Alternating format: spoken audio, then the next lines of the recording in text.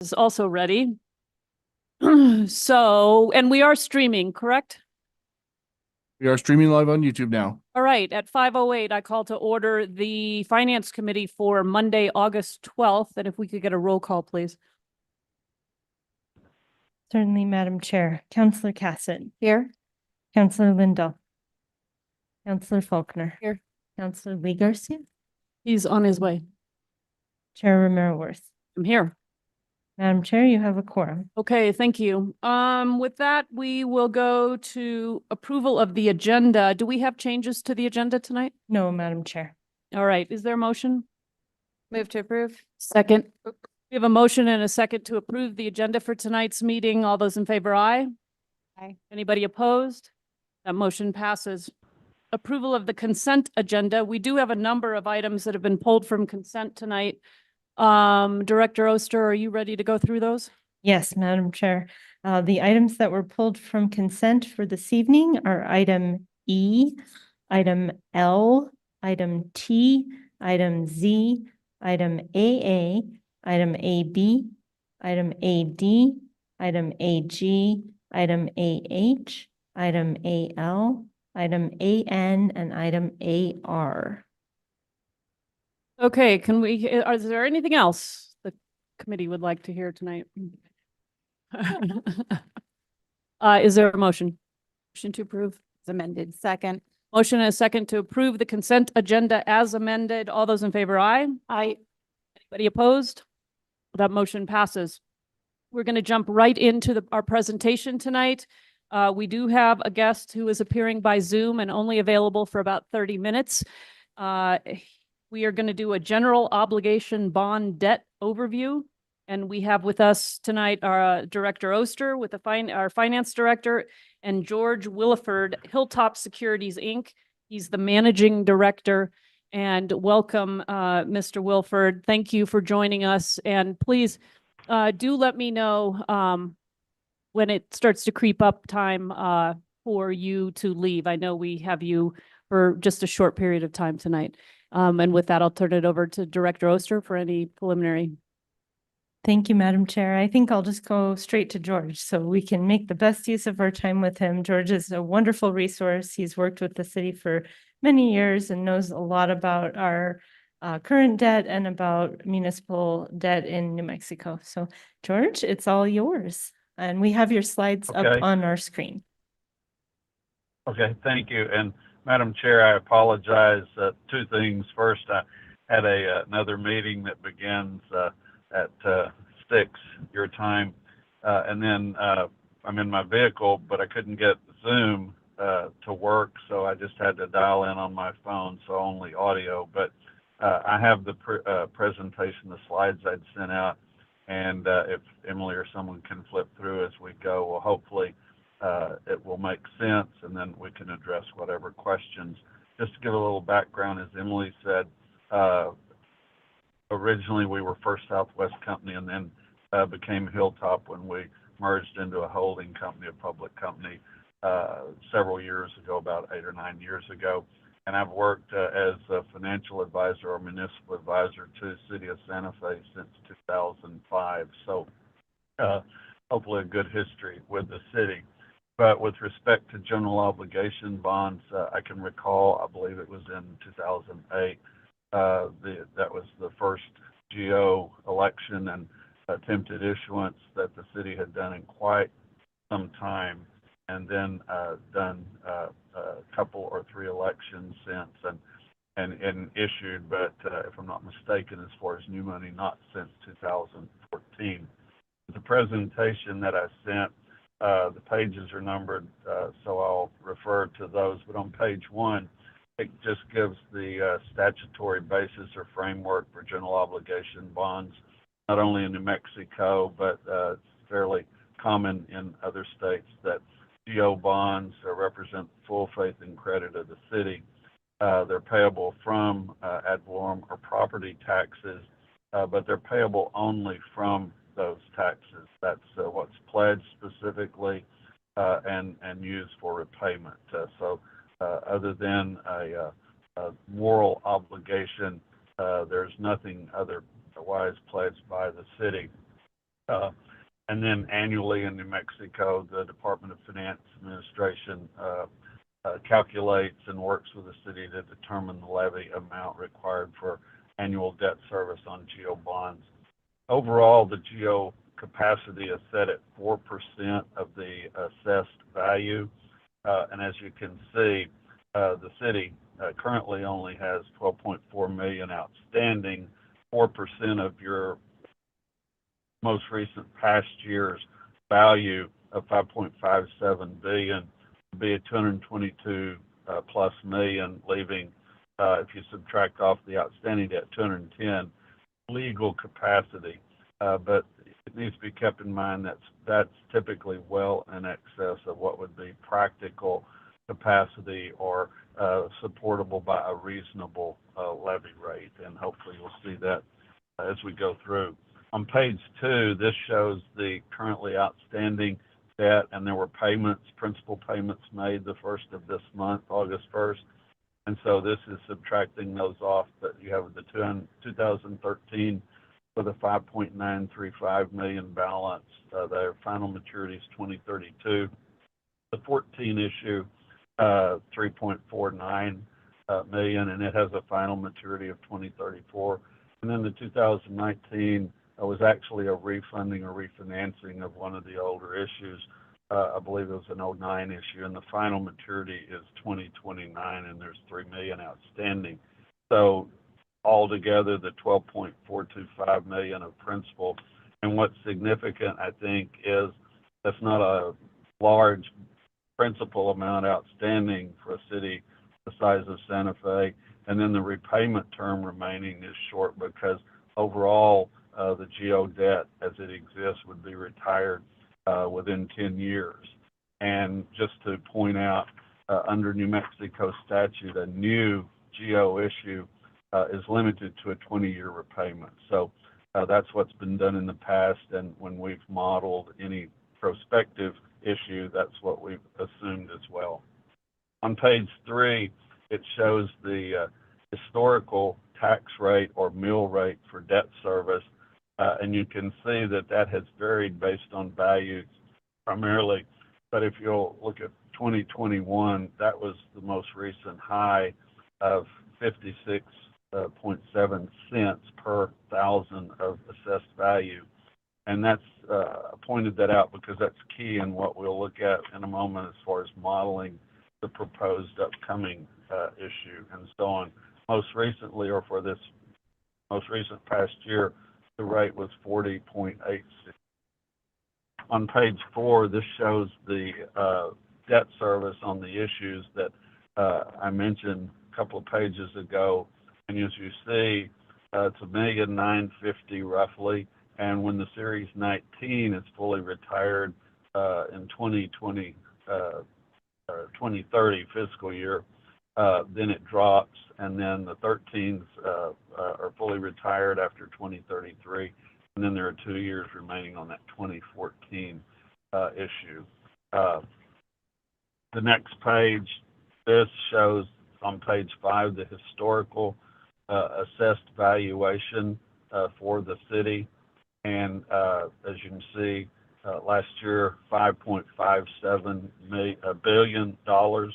And I have not seen the assessed value for the upcoming year, but I would assume it's grown. You can see on the right-hand side the growth rate in the value. One thing that needs to be kept in mind is the assessed value in all cases is basically 1/3 of the market value of overall properties or of an individual property.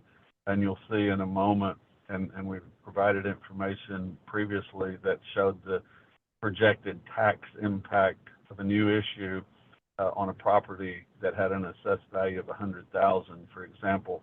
Well, what that really represents is a home or other property that has a market value of $300,000, but it's only taxed based on that 1/3 value. Page 6 gets into what we have been working on with Emily and so on with respect to a possible new issue. And you can look, this is Schedule 1, the second column from the left. In this case, we've just assumed that there's no change in taxable value from what it was in the most recent year. And so on the third or fourth column over, it says existing debt. That's that debt service that I showed you or referenced on page 4 for the existing debt. Then in the middle part of the page, where it says principal, interest, cap I, and total, that's what we have structured, kind of a best structure for a $25 million new issue to actually dovetail with the existing or outstanding debt service and not have an inordinate or extraordinary impact on the tax rate. You can see up at the top, the box above those columns, it says 25 million. We've assumed that the issue would be such that would produce 25 million of project proceeds. And if it was approved by voters in November, typically sometimes after the first of the following year would be when, you know, all the legal periods that you have to wait on and so on, and then just the holidays and such that the market has returned kind of to normal. Would assume that, you know, sometime probably early February or after sale could occur, and then closing would be within a month thereafter, and so on. But you can see the new issue for 3 years, well, really 4. We've assumed interest only, then with principal picking up, in this case in calendar year 2030, again to dovetail with the existing debt service so that it makes it as level overall as possible. What you'll see, though, is in the years 27, 28, 29, and even the initial year 2026, it's above that 2.6 that kind of shows all level in subsequent years when you get to the far right-hand side aggregate debt service and so on.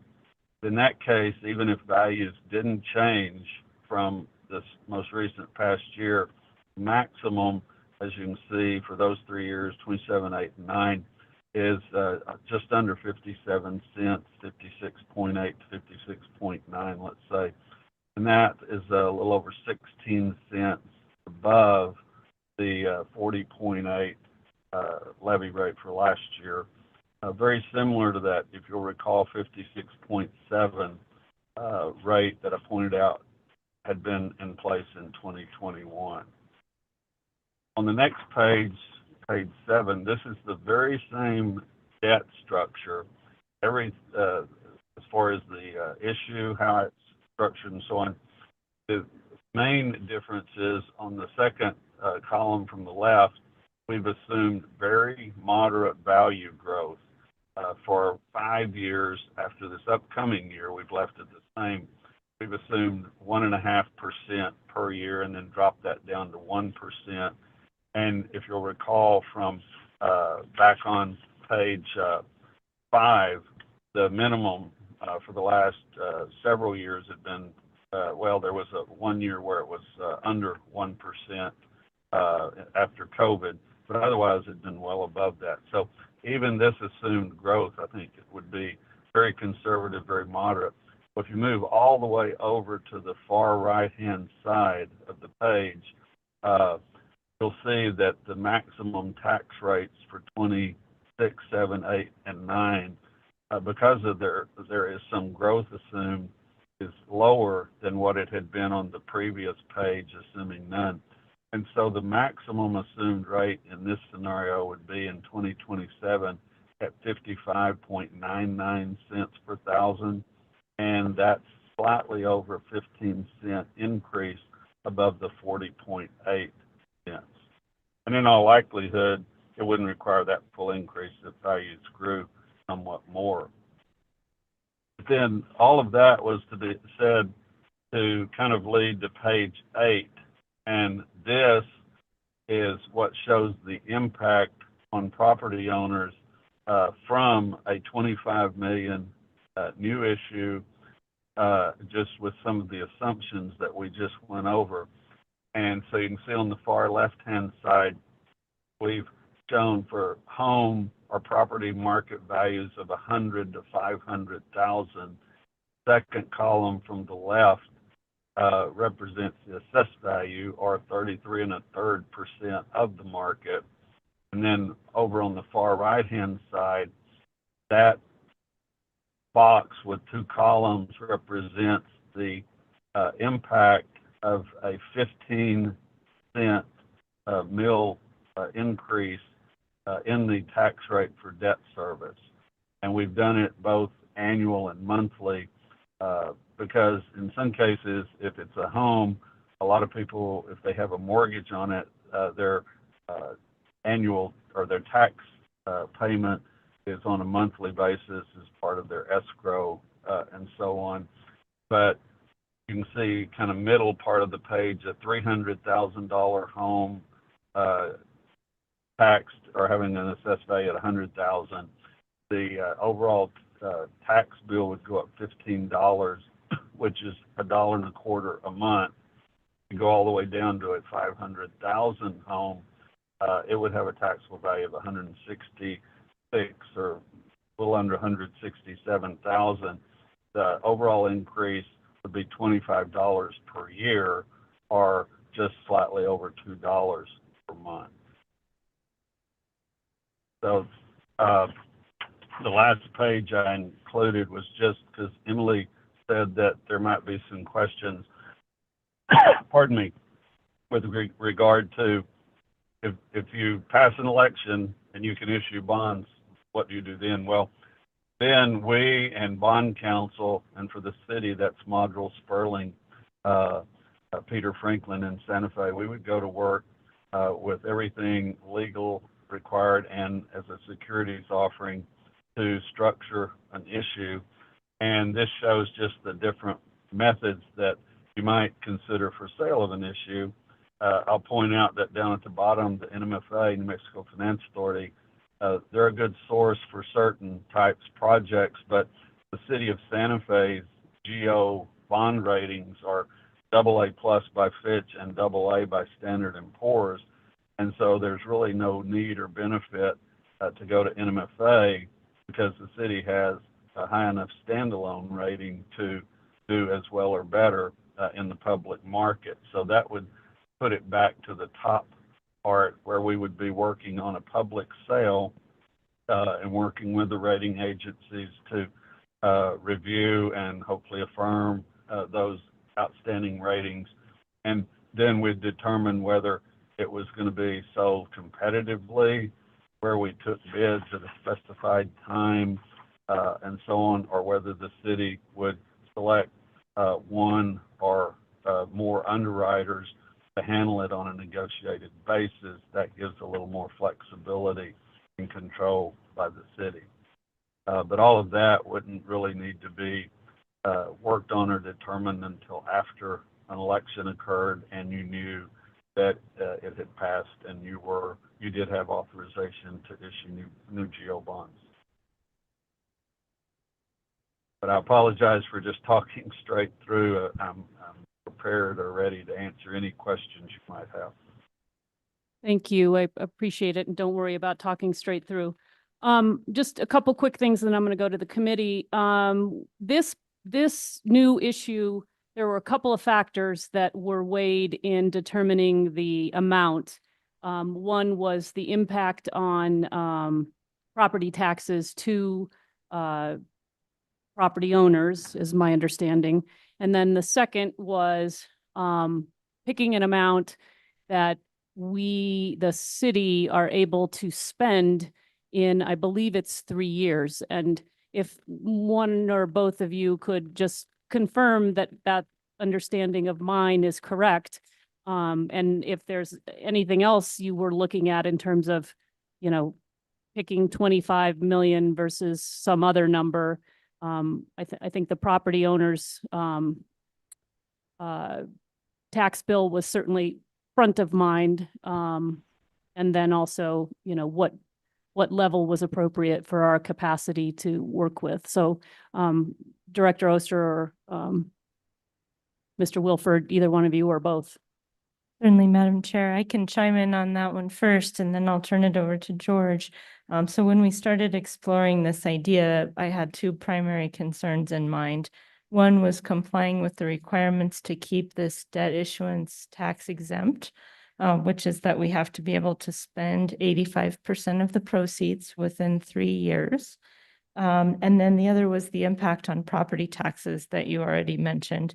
So in that regard, my goal was stability and maintaining stability within the mill rates for property tax. And George, could you add any additional information on that? Yeah, it's always from a practical standpoint, best not to over issue, so that there's an inability to spend the money timely. But like Emily said, the Internal Revenue, the Treasury Department has an explicit rule that an issuer is supposed to have what they call a reasonable expectation, spend 85% of the money at least within 3 years. And even if you do that, for the last, well, since the financial crisis in 08, 09, we really hadn't been worried, but there's a term called arbitrage of proceeds where you could conceivably earn more than the allowable yield on the bonds. And now that's come back around with investment rates being higher. And so it really kicks in if the proceeds are not spent timely and subjects the city to rebate or restriction penalties on the investment yields that they can retain on those bonds. So it's just the best practice to try to determine what can be spent within that 3-year period and try to issue accordingly. Madam Chair, if I may just jump in there. So what George was saying there was that under the IRS rules, governments are not allowed to issue debt and invest the proceeds for a profit. That's when our arbitrage requirements come in. So, we want to make sure that we're following the rules here. So those were the two factors primarily that we were looking at was what do we think we can reasonably spend within that 3-year time frame, and how can we stabilize, maintain stability within the mill rates for property tax. Okay, thank you. And I appreciate that additional explanation. I'm going to go to members of the committee. Members of the committee, any questions? Yes, Councillor Lee Garcia. Thank you, Madam Chair. Director Oster, so I think you mentioned 2 items, 85% proceeds within 3 years. Is that feasible for us to be able to expend? Madam Chair and Councilors, Councillor Lee Garcia, I believe that when the time comes to certify that we have that reasonable expectation, I will be able to do that. Of course, getting those proceeds spent will require tremendous effort from many other city departments, primarily Public Works in this case, because the proposed issuance would be for roads and streets.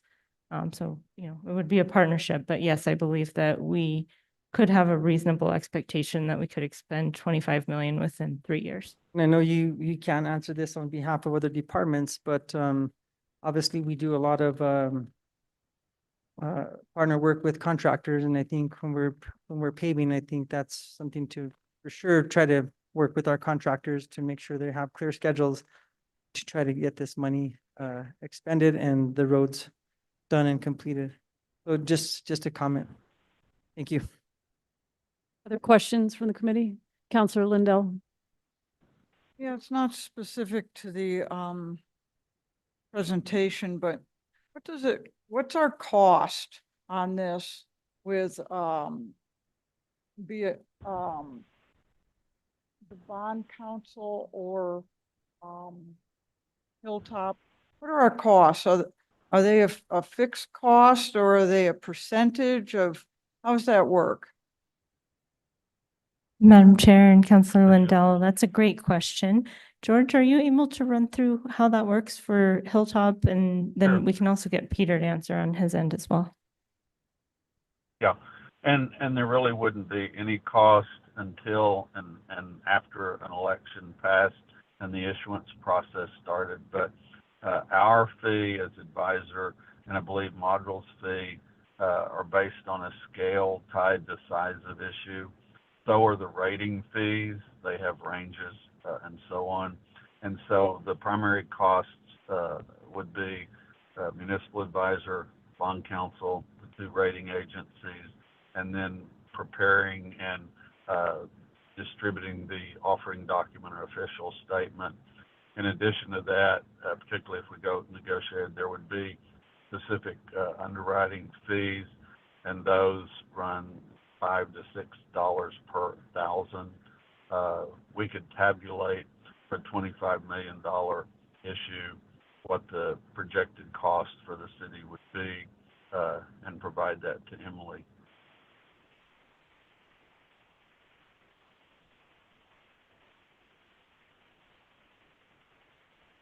Counselor? Was he providing a cost on that? I think it's something he can provide in the future. I mean, $5 or $6 per thousand? It's gonna cost That a would lot be of the money. underwriting.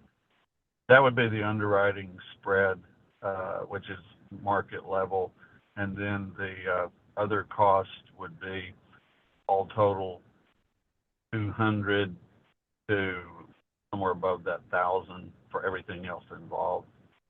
I'm And in sorry, the I can't, market, I'm not hearing you clearly. Say that again, please?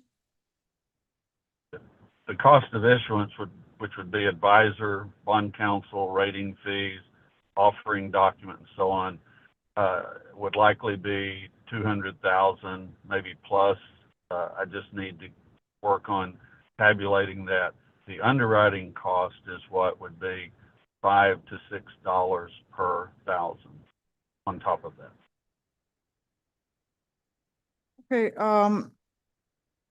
if we could get an approximation of what the total cost of this project is gonna be for outside entities, I would appreciate that.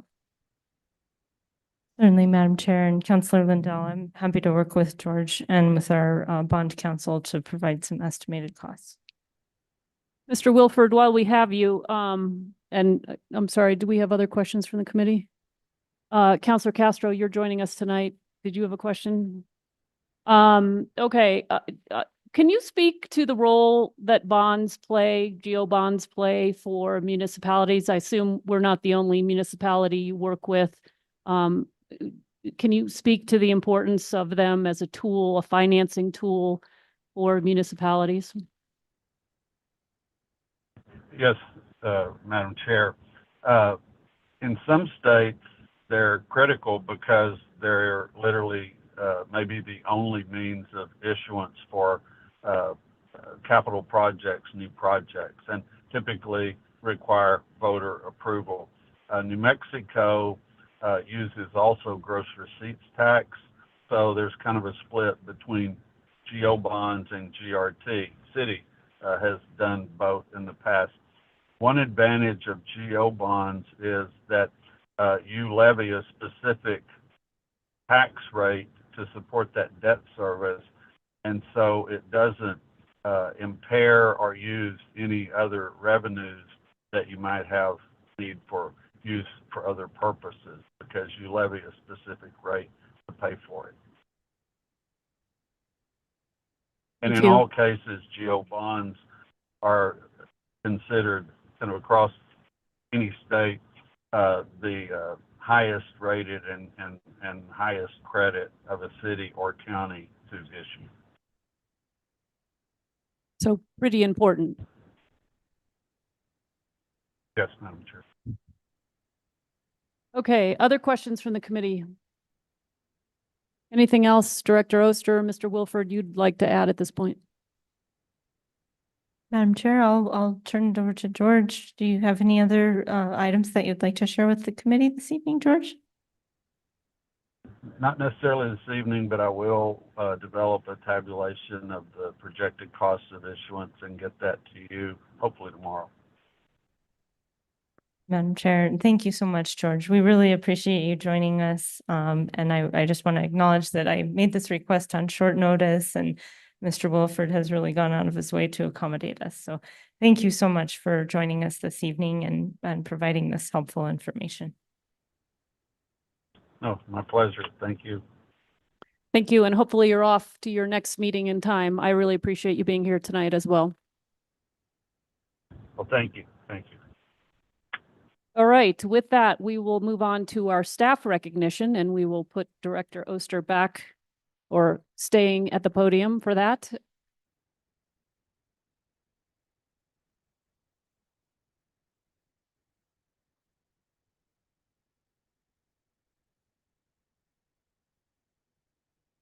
Great. Well, it is my pleasure to recognize Scott Gunter this evening. Scott, you want to come up? I think most of you know Scott from his presentations about the auction and various other matters. So I'm just going to read a short bio for Scott. Scott has been a member of the city's finance department for about 2.5 years. So Scott was here when I joined the team. And I just want to say that I've learned several very interesting things about Scott today just from reading his bio. So very cool, very exciting. Collaborating closely with the finance team and other city staff, Scott has contributed to a wide range of projects, many of which have come before you at the governing body level. Management of procurements, getting our auction program to dispose of city property back up and running after over 5 years. We had 2 auctions last calendar year. We're having another one this calendar year. Scott has led those efforts. He is assisted with rolling out the WEX fuel cards throughout the city, which is a major accomplishment and really excellent modernization. For those of you that have fueled up a vehicle at the old fueling station, you'll recognize the luxury that we now experience being able to go to a modern gas station to fuel up city vehicles. So that's wonderful. It's very convenient. It's, of course, opened up a lot more options for fueling for city vehicles, so they don't have to go only to the one location on Seiler Road. And it probably the most important thing about that is it allows us to begin the process of decommissioning that facility on Seiler Road, which needs to happen in order to protect the environment. So in addition to that, Scott has played an integral role in the procurement card program that we have at the city. That's our P card program that we use to purchase things quickly and efficiently. In addition to that, Scott has played an integral role. This isn't even on my paper, but I'm just going to keep going.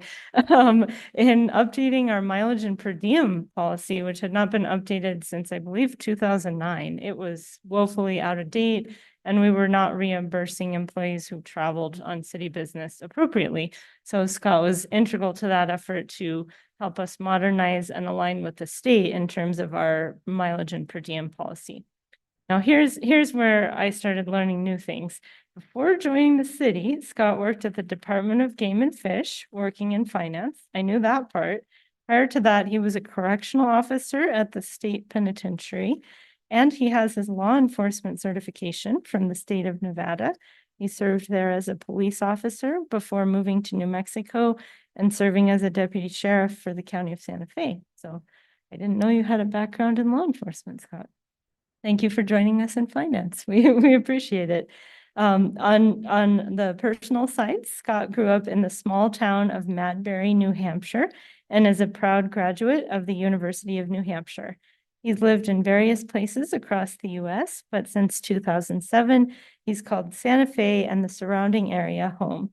Scott is the proud father of 2 amazing daughters who I believe are here with us tonight, Mackenzie and Reese, who keep him more than busy. And when he's not with them, he enjoys spending his free time trying to perfect his golf swing, which I guess you don't think will ever happen. Well, I haven't seen you golf, but if you golf like you do policy, I'd say you're on your way to perfect. So with all of that said, we're very fortunate to have Scott as a part of our team in the city finance department. And it is my pleasure to recognize Scott Gunter this evening with this certificate of appreciation, which says the following award is given to Raymond Scott Gunter in appreciation for his performance, service, and dedication to the City of Santa Fe Finance Department. With that, Scott, the mic is yours. Congratulations, and thank you for all of your hard work.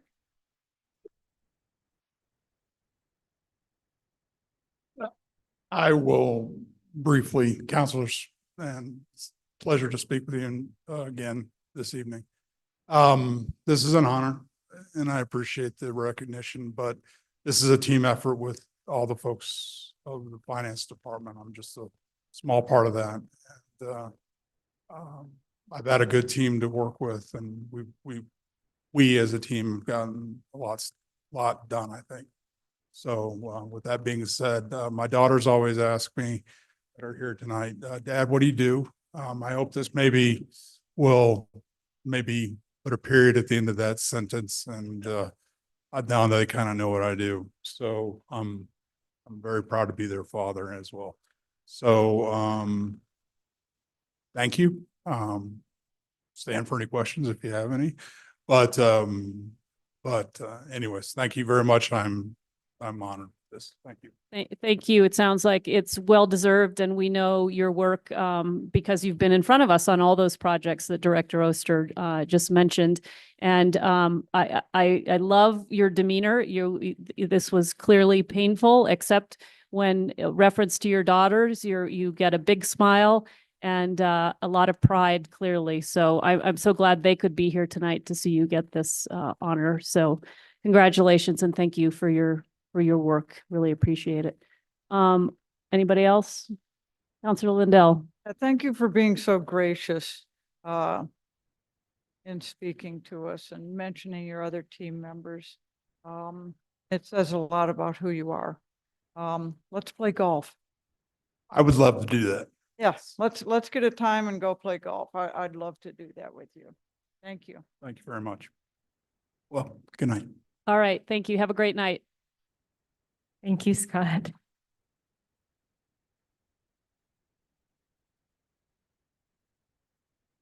Okay, we are on to the consent agenda. I did have a request from one of the members of the Finance Committee to discuss. So we're in large part, the things that were pulled tonight are the BARs, the budget adjustment requests, or the money, the one-time money that have been moving through the committees, and I believe are in front of the governing body on Wednesday night for final approval. There was a question as to if any of these can be changed or how you amend them.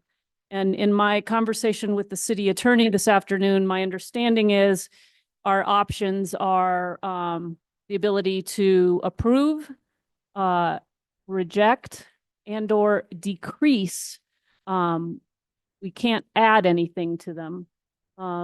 But we would have to be very clear in what we were decreasing by both amount and description, so that it's very clear what it is that is happening. And this is a little tricky, I think, because generally amendments are made in writing so that we are very clear about what it is our intent is, and that we are all under a common understanding for what it is we're doing.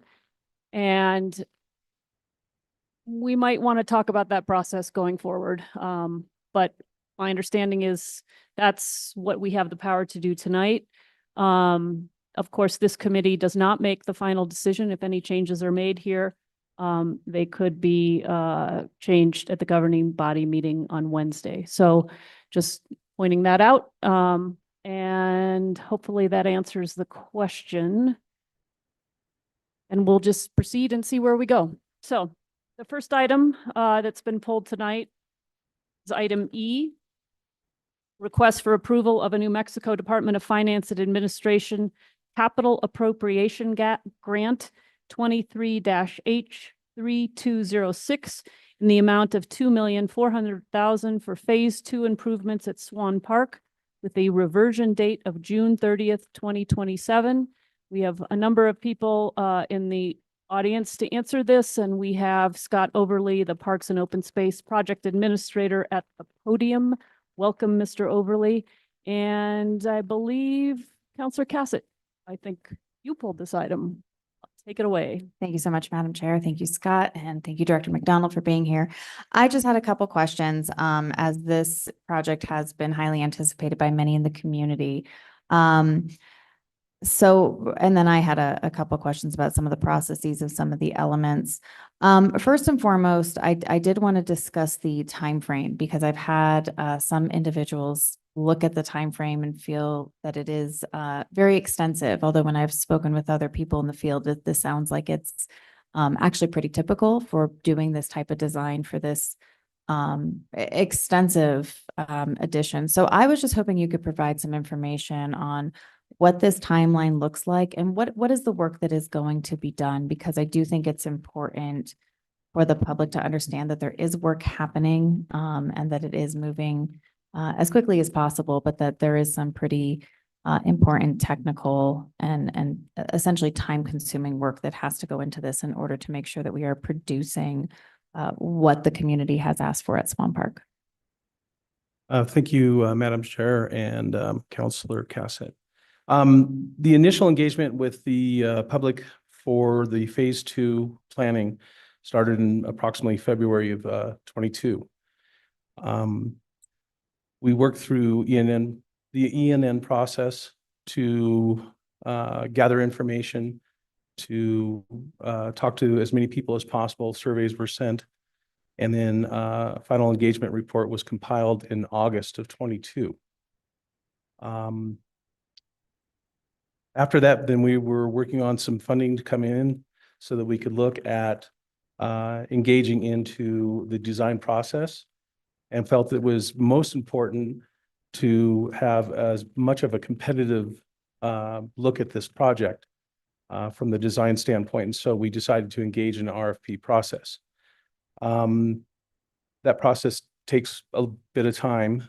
The initial release was in October of 23. With our final report coming in March of 24. And then we've been working with some contract development since that point, and the contract is in process right now. And this will be for the design work. The design work, what we're looking at from our final report, were top 5 amenities that were part of the initial master plan for Swan Park. And those amenities in an order of not necessarily a priority, but a kind of a priority was how the community decided that they wanted to see the amenities. The first one was the hiker biker trailhead and connections. The second one is a water play element. Third is community gardens. Fourth is dog park. And then the last is multi-sport and soccer fields. And so those are the basis of the design work that we are looking to contract for now. Thank you. And so when it does come to construction, is that order going to kind of dictate what actually is constructed first, or is that just depend on? I imagine it could depend on a lot of things. So I'll just let you answer the question. Thank you, Madam Chair and Councillor Cassett. Yes, it could depend on a number of things. We are looking at that list kind of in that order. However, that could change. And by change, do you mean it would change based on community engagement, or it would just change on what is easier, what we get equipment for first, how the terrain works in order to construct things as quickly as possible? Madam Chair, Councillor Cassett, you were actually naming quite a few of the things that could make a change to it. As once this design is put together and we look at it again, we're going to want to go back and engage again with the community, because now we're going to actually have something that we can look at as far as the elements and how they fit into the site itself. So there is that possibility that through that, we may decide on a different priority. Okay, wonderful. So there will be more opportunity for community engagement, which Yes, I absolutely. know the community's been asking about. So thank you. I'm happy to hear that. So my other question has to do with how much we have $2.4 million right now. 500,000 is going to go to this design piece. Yes. Will that be enough for construction? Are we going to need to continue to look for more dollars for Swan Park? I apologize. I know that total amount's on the ICIP list, but it is not memorized in my head. Madam Chair, Councilor Cassett, most likely we're gonna have to look for some more money. We won't know what our final budget's gonna be as far as the construction end of it until actually the final design is done. From that, we'll be able to figure out some better estimates. The 2.4 will likely go to any number of the elements that we're looking to install. But again, we'll have to see where the final numbers come in once the design is finished. Okay, wonderful. Thank you. My last series of questions has to do around the community garden, which I had some concerns about, as I know that there have been times that community gardens have been put in place. And there were individuals there to run the community gardens, and then those individuals or groups stopped running them. And then there is a dead garden taking up valuable park space. Director McDonald, you were very kind to send me the resolution about community gardens, as well as the procedures. And it does talk about the park committee having a very active role, and a garden committee. Are these still active committees within the city at this time? Madam Chair, Councilor Cassett, we have a active volunteer coordinator who manages the 6 gardens that we have in place. This garden was called out in the master plan. So during the design process, we will engage with folks from the community. We will try to build a gardening council that will work with our volunteer coordinator to regulate that garden. So we assist the community, but there needs to be a community council. We do have a Parks and Open Space Committee. It has not been active recently, but this all is being handled through our volunteer coordinator. Okay, thank you. And then in the scenario, as I know as you mentioned, has happened before, that a garden committee falls apart, it's no longer really being utilized. As you mentioned, it's a master plan, so that we would have to amend that in order for a community garden to be repurposed into something else. I'm curious about what that process would look like. And I want the community to be aware of that process. So those that are really interested in this understand that they also, they're going to be taking this on. And if it's not something that somebody in the community is going to do, that there could potentially be a shift, because again, this is valuable parkland. Of course, people are going to use it. That's wonderful. We love that. We'd like that to occur, but I've seen it fail in the past. So I would just like to hear a little bit more about how that's assessed and what that would look like. Madam Chair, Councilor Cassett, as Scott mentioned, this might change. The order of these things might change through our community engagement process and our ENNs. So I think the best answer would be that as we engage in this effort, we're going to be able to gauge and have community commitment. So typically when we form a council, we have a agreement that they sign off on. So it's like adopt a park agreement. So without having that process, it's hard for me to answer that question, but it'll be coming out through our ENN process. Okay, so that's a TBD. All right, wonderful. I will also say that the community gardens are pretty popular. We have quite a few that are very, very active. We've gotten a lot of requests on the south side to have a community garden. And I think that's why this came out during this process as ranking high. So I think we'll be coming back to you with the contract, and I think all of this will be looked at and more information will come out through the ENN process. It is a process in which I haven't gone through with the Parks Division. So I think that we're going to have to see where it goes, how much interest really is there. Okay. We had a robust ENN process so in ranking this.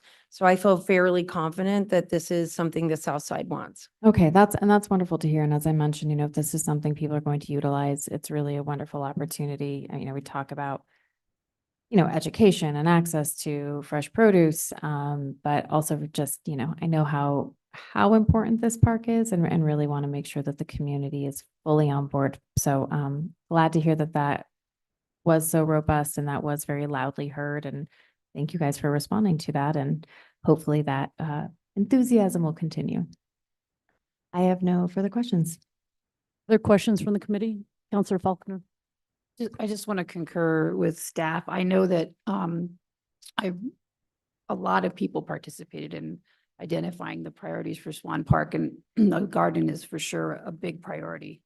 And soccer fields are the two that I've heard a lot about. So I think the community was well involved, but I would also say we want to keep that going for sure. Other questions? Counselor Castro? Yes, unless other committee members. I just We're have a good. suggestion that I recently had a town hall with the tree board and they're looking for more to do. So we might engage them as well. Other questions from the committee? And if not, is there a motion? Move to approve. We have a motion and a second to approve this item. Can we get a roll call, please? Director Oster. Certainly, Madam Chair.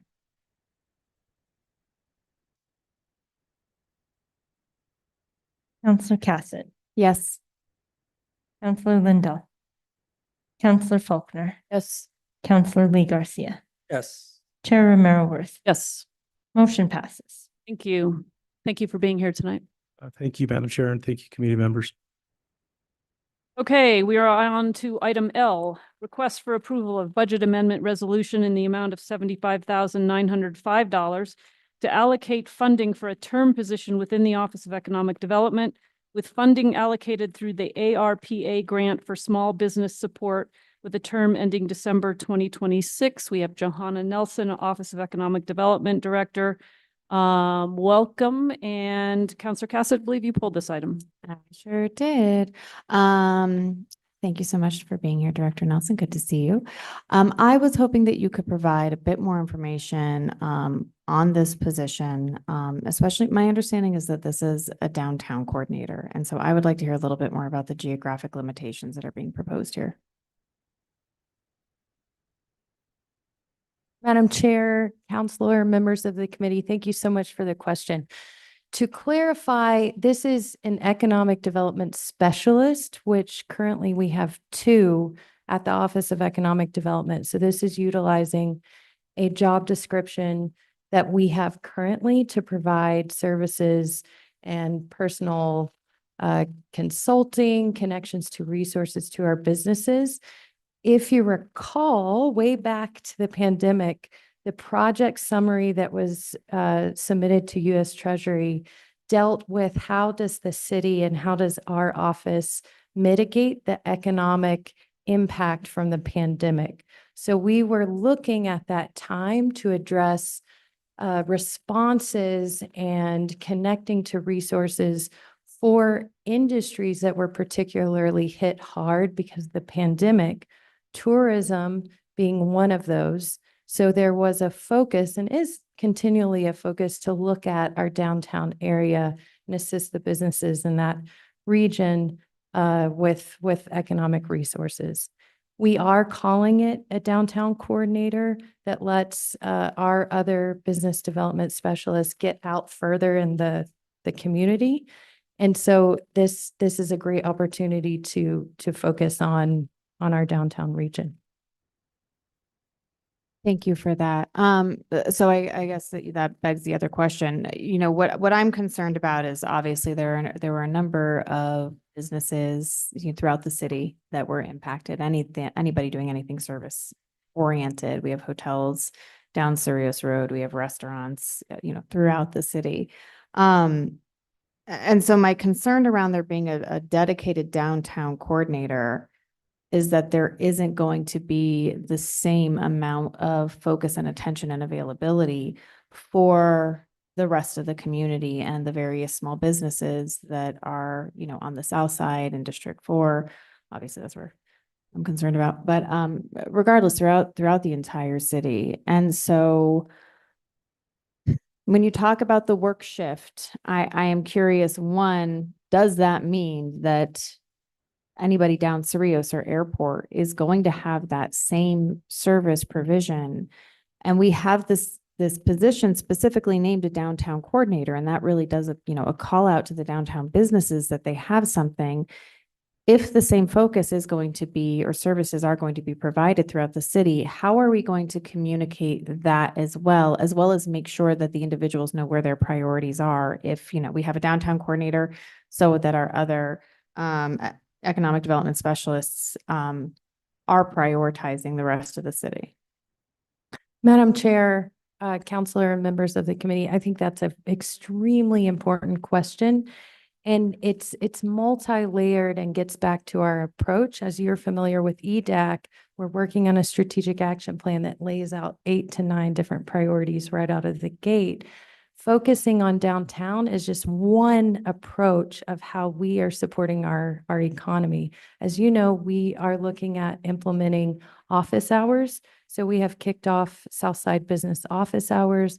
We're in the works of convening our business associations. In fact, we're planning an event in September to bring our business associations together to figure out what resources do they need, what supports do they need to get out into their respective neighborhoods or geographic locations.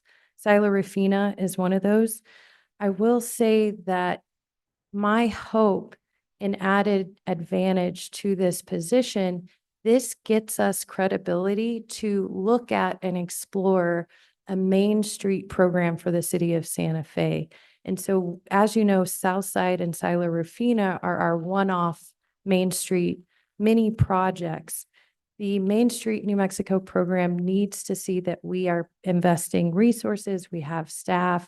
This is a way and an opportunity for us to show the state program that we're serious about creating a longevity in the supports that we're providing businesses, not just focused on downtown. Even though we're calling this a downtown coordinator, this in the long run gets us, in my opinion, sustainability that we have a Main Street program that's providing supports throughout the city. Yeah, thank you. I do appreciate that. The Main Street programs have been really incredible. Glad to hear that we're looking at expanding them.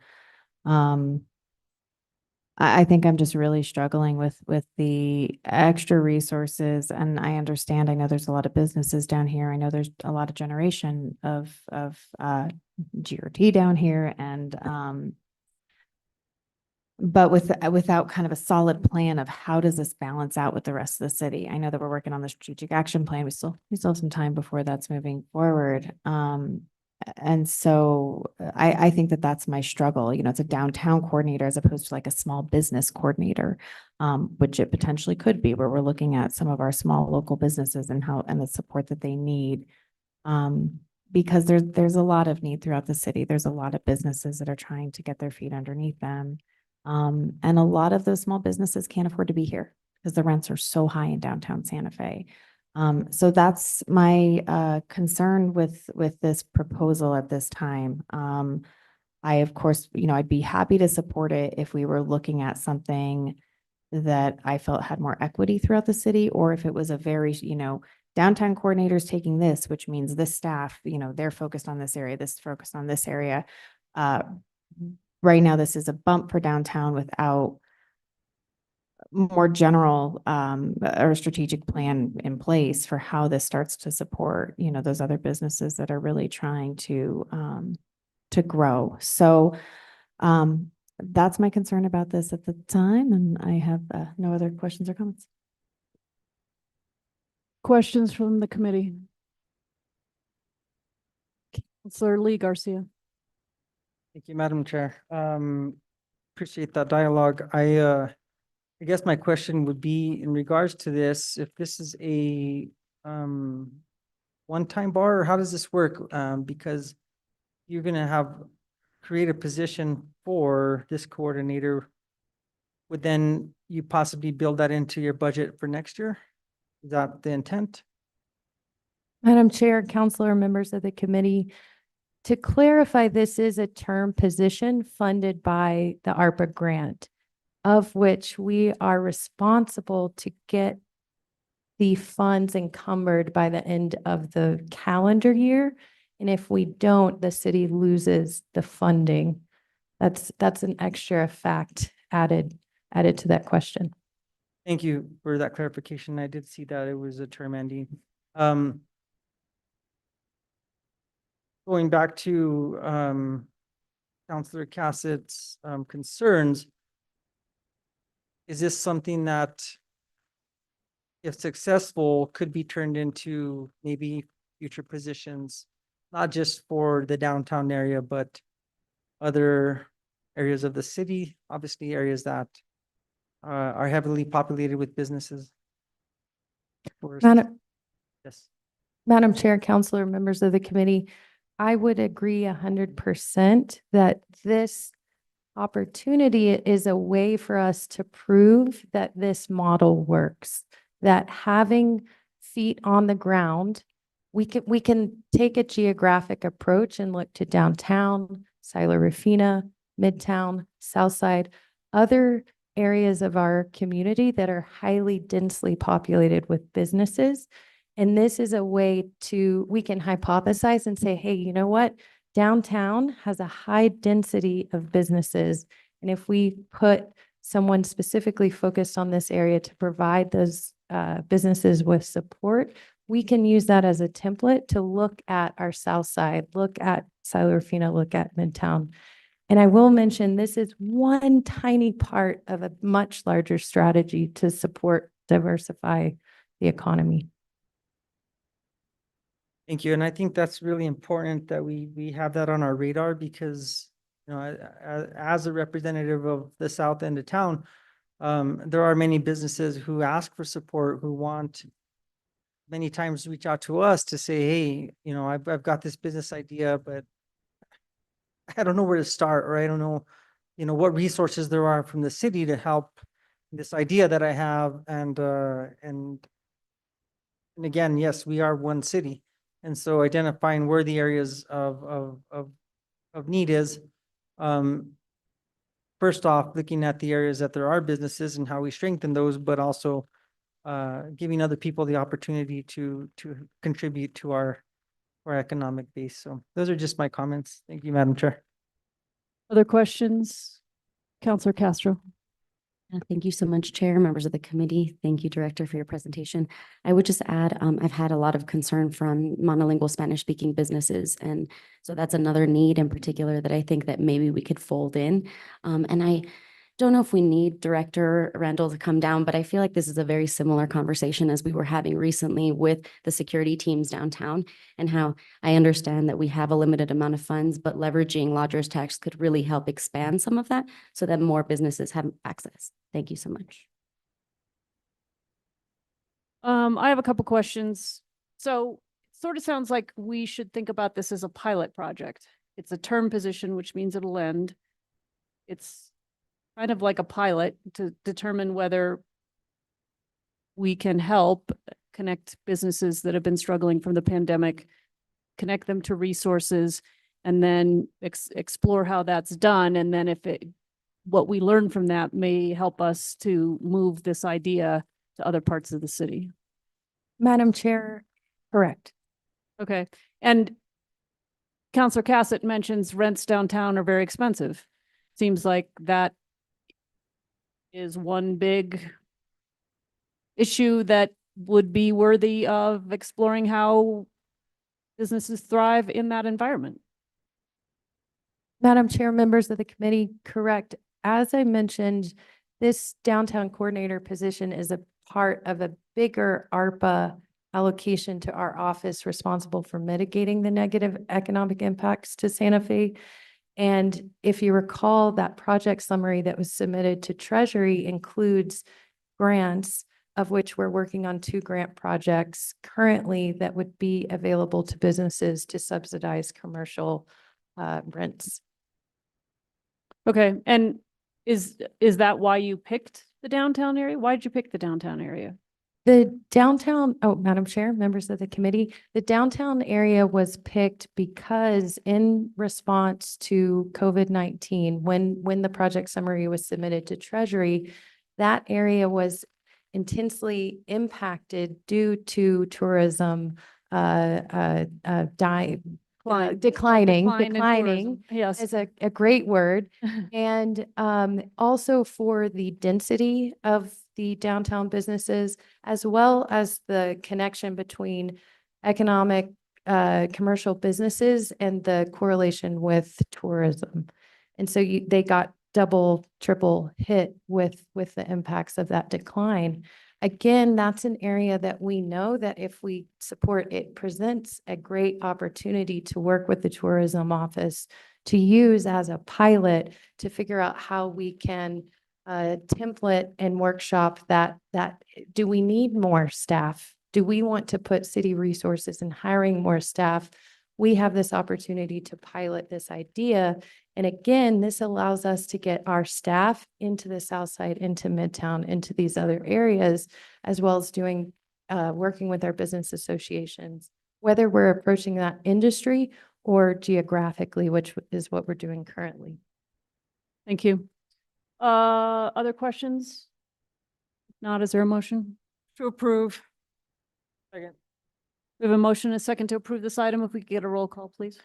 Certainly, Madam Chair. Counselor Cassett, No, and I'd like to explain my vote. Counselor Lindell, Counselor Faulkner, Yes. Counselor Lee Garcia, Yes. Chair Romero Worth. Yes.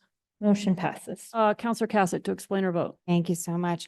I really did express my concerns. I think for me, and maybe Director Nelson, you and I can have some more conversations offline, but really understanding the impact, and how we are focusing on other parts of the city that really need some support. I know that there are a lot of businesses in my district that are really struggling, for a wide variety of reasons that are also, pandemic related. The influx of homelessness, how that's impacting the Cerritos Road corridor and how that is impacting businesses, as well as a number of small businesses that are looking to start up and don't necessarily have the visibility and the pedestrian traffic that being downtown affords. So that's why I am not willing to support this at this time, because I do think that there's already so much downtown, and we have a lot of other parts of our city that are still struggling and trying to recover from the pandemic. Thank you. Thank you for being here tonight. We're going to move on to item T. Thank you. Request for approval of a budget amendment resolution to allocate $570,000 from the general fund available balance to fund the lease of 8 mobile live view technologies camera trailers to enhance security during city events. It's a funny plural there, live view technologies camera trailers. Okay, but we're going to go with it. Director Candelaria, ITT Department, Counselor Cassett, you. Sorry, I was gone last week, so this is my only chance to dive into any of these, but thank you so much for being here. I just had some question. When we've talked about video trailers, we have a lot of conversation around data and data storage, data ownership. How do we dispose the data? Who has access to it, especially when we're talking about video surveillance of the public? Obviously, this is used as a key security measure. We know in a lot of our large events, there is opportunity for bad actors. And so having eyes on the ground, I do believe is important. But I would like some more information on who is using that data, who's seeing that data, how is it destroyed, how long are they keeping it, and the policies and procedures around that. Counselor or Madam Chair, Counselor Cassett, thanks for that question. And thanks for having me here tonight as well. So the data that is stored, it's a SaaS solution, which is software as a service. So it's a cloud-based solution that our data is stored in the cloud. We own that data. We also maintain that data for 30 days. And then once 30 days comes, it is removed from the cloud. If we do need that data, we can download that data to a local storage, which again, we own, we protect it. And we do whatever we can to ensure that there's no bad actors that can grab that data. And so how long are we allowed to keep it once we download it? Indefinitely or? We can, yes, sorry, we can keep it, Madam Chair, Counselor Cassett. Yeah, we keep that data as in perpetuity as long as we need it.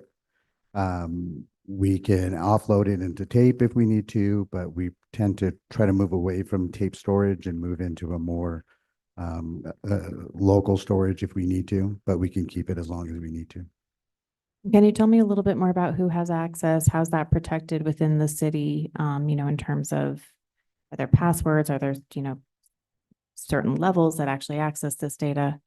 Yeah, so there's two current levels, Madam Chair, Counselor Cassett. There are two current levels, which are a user base and then the administrator base.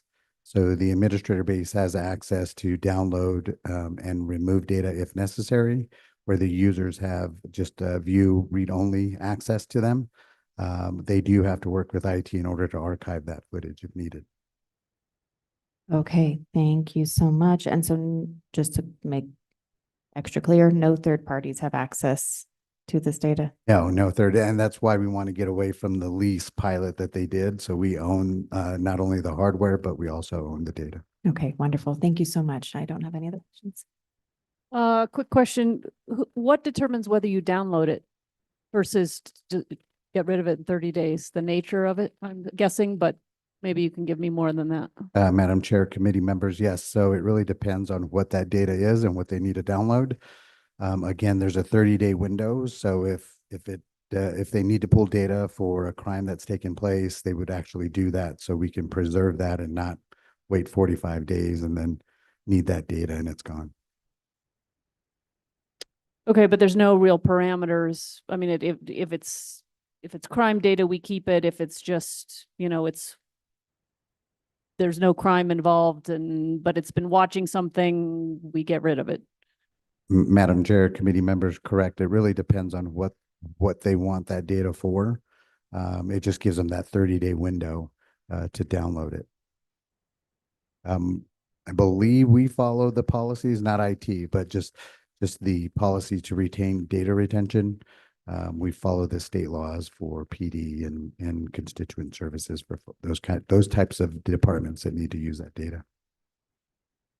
And who has those policies? Is that you or is that police department or? So currently, Madam Chair, the PD is responsible for those retention policies.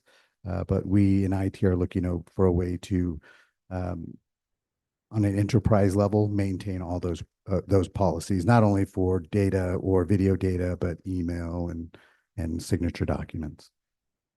So is it possible for us to get a copy of whatever our policy is on what we retain? Yes, I can send that to you. Okay, I think that would be helpful. Other questions from the committee? Hold on. Counselor Castro. Really quickly, thank you, Chair, members of the committee. We had a couple questions about equipment last time you were up here and repairs. Are we very comfortable that we can make repairs in a timely fashion and that we're going to have equipment available? Madam Chair, Counselor Castro, yes. So the 10-day period is a maximum for them to come on site and repair those. Currently with our current leased equipment, the lease is actually ended. So we don't have any type of support. Perfect. No further questions. Thank you. Any other questions? And if not, is there a motion? Motion to approve. Motion and a second to approve this item. Can we get a roll call, please, Director Oster? Certainly, Madam Chair. Counselor Cassett? Yes. Counselor Lindahl? Counselor Faulkner? Counselor Lee Garcia? Yes. Chair Romero Worth? Yes. Motion passes. Okay, thank you. Thank you for being with us tonight. Appreciate it. Madam Chair, Counselors, thank you. All right, item Z, request for approval of a budget amendment resolution to allocate $750,000 from the general fund available balance to fund contracted security services for the downtown area. We have interim community development director, and I think you have another title too, don't you? That's not interim. Randy Randall, welcome. Counselor Cassett, you're up again. Thank you so much, Madam Chair. Thank you so much for being here, Director Randall. So similar to what I expressed with the economic development, I'm not able to support this at this time, especially considering what has been going on in my district. We have had 2 shootings in my district. My constituents are experiencing, and the businesses along Cerritos Road are experiencing some really detrimental impacts, a lot of crime, a lot of break-ins, windows being broken. And so I understand that this is a pilot that we can look to expand, but given the amount of activity along that Cerritos Road corridor and the concern and the fear that I'm really hearing from a lot of my constituents and the businesses, District 4 happens to have the most commercial area of any other district. So, obviously the businesses along Zaffarano. I feel that if we're going to do a pilot, we need to be looking at this part of town that is really struggling, that is really having a lot of incidents, and that are feeling like there's not support. So I understand, I know that we, frequently will look at a geographical area and look to expand. But when I look at what's happening in the city, and where something like this is most needed, I really do believe that the Cerritos Road corridor is it. So I don't really have any questions. I mostly pulled that to make that statement. My preference would be to move the pilot over to Cerritos Road corridor. And that is it all this time. Thank you. Director Randall, can you speak a little bit to why the downtown area was picked, the future plans for the Cerritos corridor, the fact that you actually had private security in that area, and it needs some improvement before you go back, I think was the testimony that was heard at the Quality of Life Committee.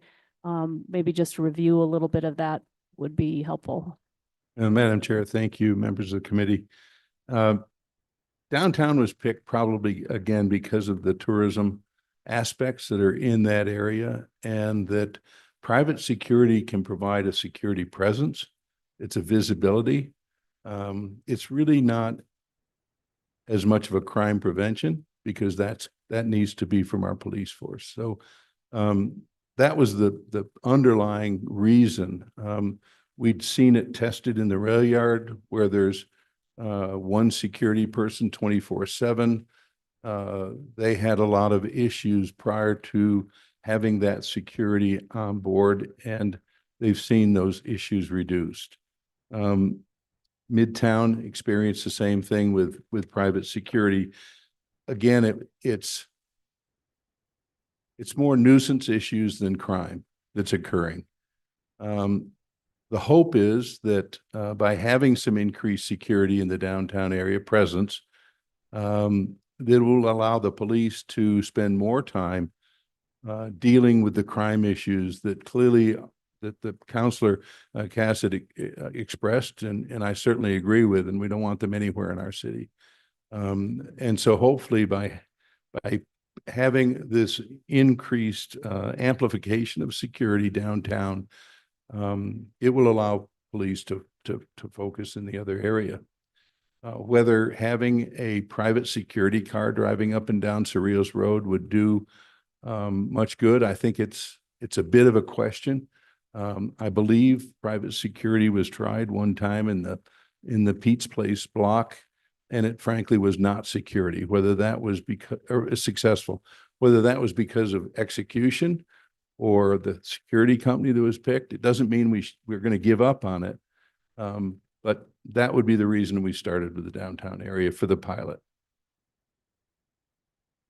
Sorry. I think at Quality of Life, the term force multiplier for the police department was used with this. From what I hear from downtown businesses and organizations, including our museums, it is more nuisance related. And so private security probably does line up better there. And then, the criminal, the people who are the experts in combating crime, our police department, have more time to dedicate to the Cerritos Road corridor, which we all know is a priority and needs support. Madam Chair, that's correct, and that's the hope. Whether this is sufficient, we're not sure. What we're trying to do is to get ahead of some of these issues. I just received some information that suggests that last year, hotels in San Francisco were running a 22% reduction in occupancy, 22 points of occupancy lost compared to 2019. And a lot of it is because the whole homeless issue in that city got out of control. 49% of the hotels are defaulting on their mortgage payments in the month of July because of this reduction in tourism. So we're just trying to get ahead of that and make sure that we don't have any kind of image of Santa Fe come out that would reflect what's happened in San Francisco. This is one-time money too for a specific period of time, correct? Madam Chair, that is correct. It's one-time pilot. We expect it to go 6 months. It may go a little bit longer because of the difficulty they're having in building their staffing. So that would allow us to extend it a bit. But the plan is, if this is successful, that through a combination of gross receipts tax and lodger's tax, we could continue a successful program. Okay, other questions from the committee? Counselor Faulkner. I would have to agree with Director Randall. I know on the south side, security doesn't mean anything to some of the people committing crimes. I mean, there are security guards at every retail location, the big box locations for sure. It doesn't stop anything from happening. And so I would hope, though, that we would, in considering this for the downtown area, that we would also then consider funding our police more so that we can attract more police officers so that they can do their job where it's needed the most. Make a motion. Counselor Castro. Yes, just really quickly. Thank you, Chair. Thank you, members of the committee. Thank you, Director. I still think that if we are going to focus in the downtown area, lodger's tax is much more appropriate, but I am willing to collaborate so that we can expand.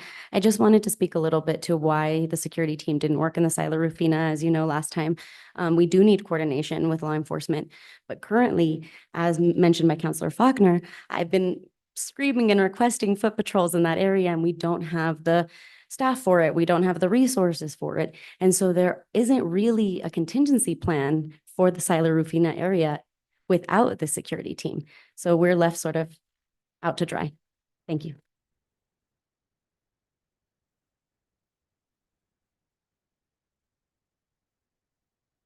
Move to approve. Second. We have a motion and a second to approve this item. Can we get a roll call, please? Certainly, Madam Chair. Counselor Cassett, No?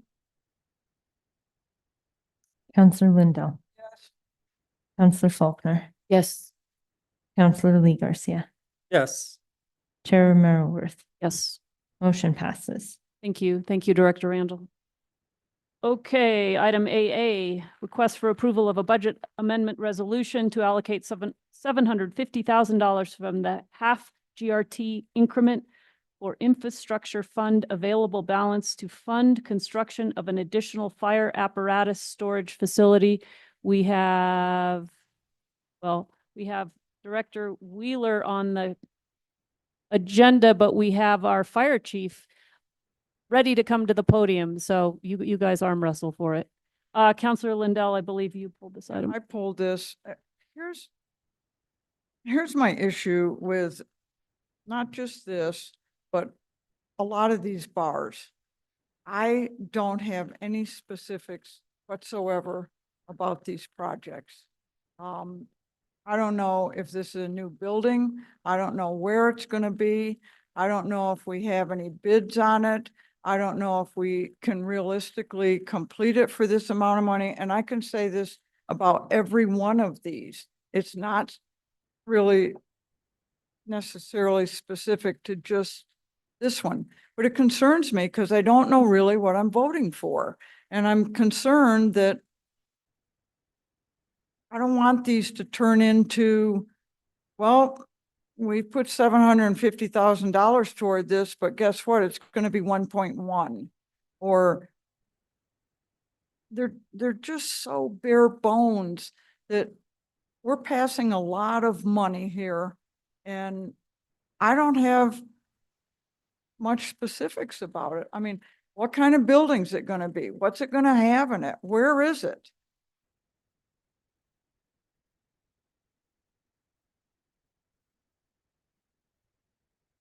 Madam Chair, Council Lindell, I'll speak specifically to mine. Our biggest goal here is we asked for 750. That's a rough estimate.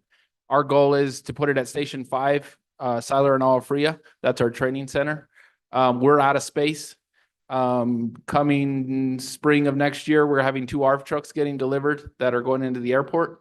And we're going to have to take the stuff that's in there and move it to this station. So our goal is to dream basic, metal building, concrete, heat at this point, and see what we can get with 750. But our big thing is I got to put more trucks in areas that are heated in the wintertime, and I'm out of space.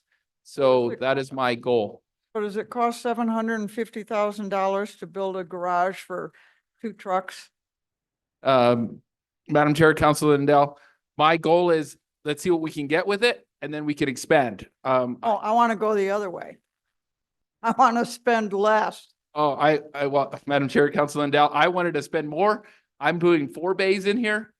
We don't have enough room as it is. And then I wanted to see if we could get a conference room, another classroom. So I wanted to see what we can get out of that 750. Okay, I hope that on all these bars, we do not have in the future, everyone coming forward and saying, well, we weren't able to do what we thought we were able to do with this, so we're going to need more. I'm really begging everyone doing this to stay as realistic as possible. It's one-time money. And I'm really concerned about how little specifics we have on this. I mean, is it for 2 trucks? Now I know it's for a conference room only and a classroom. Is it for 4 trucks? These bars they're so bare bones. It's really hard to sign on to them for me. I mean, I know there are things that we need. We came up with this list, but maybe we hurried it too much. I don't know. I'm really, really concerned about the lack of detail on all of these bars. So that's all I've got. Other questions from the committee? Counselor Cassett. Thank you so much, Madam Chair. I do want to echo what Councilor Lindell said. I pulled another item to both ask about the details and discuss this, but I flagged a number of items that didn't have enough detail that I was hoping that we could get that detail by governing body, either what has already been identified or if there is a identification process that will be utilized when we're looking at how we spend these monies works too. So I saw item U, item X, item AC, item AG, AI, AK, and AN were the ones that I marked, and I'm happy to send those over because I know I just rattled them off. But I just really wanted to concur with Councilor Lindell is that I think that for many of these, a lot more detail is needed to show, are we getting enough money for what we would like to do, or rather, how much will this be covering? And so that would be really helpful. And then also if we can post them on the packet, because I do know on some of these, we've received a list of streets specifically to be paved, which we'll get to in a minute. But that's not up for the public. So I think that that's also important to get those in the packets, even if those lists exist elsewhere. So thank you so much, Madam Chair. Counselor Faulkner. So in fairness to staff, I will say that during our budget hearings, you asked us to tell you what we needed specifically because staff wasn't getting enough direction, was my understanding. That's how I interpreted what the comment was. So I think as a committee, it would behoove all of us to think of a list of things we might want, basic things, basic information we might want from staff that will answer some of these questions before we're at the dais discussing them, to give staff the opportunity to kind of be prepared and for us to have time to research and look into these things in a timely fashion. Because it seems like we kind of query from the dais when we could actually probably have these questions answered if we just came up with a clear list of things we need on these projects as the finance committee. I think we could do some of that lifting by being a little prepared as a committee as well. Counselor Legars. Thank you, Madam Chair. Thank you, Chief Moya, for being here, and $750,000 really doesn't go a long way to the credit of my co-counselors here. And so did you guys look into anyone who would supply? I mean, you just Google steel buildings and General Steel comes up to the first ones. I mean, basic, throw a pad down type of thing. And you can get some buildings for pretty inexpensive. Are they in line with our procurement standards? Would they be something that is maybe on allowable as a state, price agreement type of stuff? Or because there's more to it than just buying a building. I mean, there's going to be initial construction costs where you would architectural. I mean, obviously, we have our land use department that we have to go through, even if it's us. Well, maybe not, but here again, I 750,000 really doesn't go a long way. And then part two of that question would be in regards to, if this doesn't get all the way there, then how do we hold the funds until we appropriate more money? And that might be a question for Finance Director. Thank you, Madam Chair, Councilor Garcia. Yes, that's exactly the type of vendor that we were thinking about reaching out to, that we were planning on reaching out to, is a very simple, metal building construction, as the chief said. But as you said, there'll be utilities and there'll be a slab and there'll have to be some design and construction. But we'll definitely be looking to get the best, the most square footage that we can, heated square footage at a super low price. We have some options for procurement. A lot of times what we'll do is we'll contract directly with a general contractor that has a state price agreement. And then we'll have the specifications that we provide to them. And then they procure all the sub vendors that will do the slab and the metal building. And they'll also coordinate and make sure it all comes out perfectly. So it is really helpful for the city to utilize some of the state price agreements, general contractors to pull these projects together, rather than for us to buy the metal building from someone and the slab from somebody else and like that. So that's how we handle procurement, and it is quite efficient because they are on state price agreement. But the governing body would see a contract if a contract's established with a general contract for the full amount. And as the chief said, we'll be starting with our big, long wish list, and then see what we get as estimates, and then working together to narrow it down to absolutely what's needed and get the best value that we can that meets the most needs possible. And I'll let Director Oster to take the carry forward part. Thank you, Director Wheeler. So in regards to budget, if there was not enough budget, then we would need to come back to you for an additional budget adjustment. We'd need to identify a source of funds in order to do that. So that's how the process would work, is if we were in need of additional funds, we would need to identify a proposed funding source and come back through governing body. If the amount was over $60,000, we would bring it to you for consideration. I don't have really any more further questions. I do realize how important it is to be able to store some of these equipment that we are acquiring, and how it needs to be out of the elements in order to keep it in good operating condition. And so I think it is an important move forward with. I do also would like to have more details, and I know it's hard to get details until you have money to start doing this. So those are my comments. Thank you. No questions. Other questions from the committee? Counselor Castro. I just have a couple. Thank you, members of the committee, chair. Thank you, Chief Moya. I know that I'm actually surprised to see that this is a low amount compared to some other departments. And I know that you have some other needs that we're asking for at the state level. So can you explain to me why heating these vehicles is so important at the top of your list? I Sorry. need you to have the Madam mic on. Chair, Calendar Castro.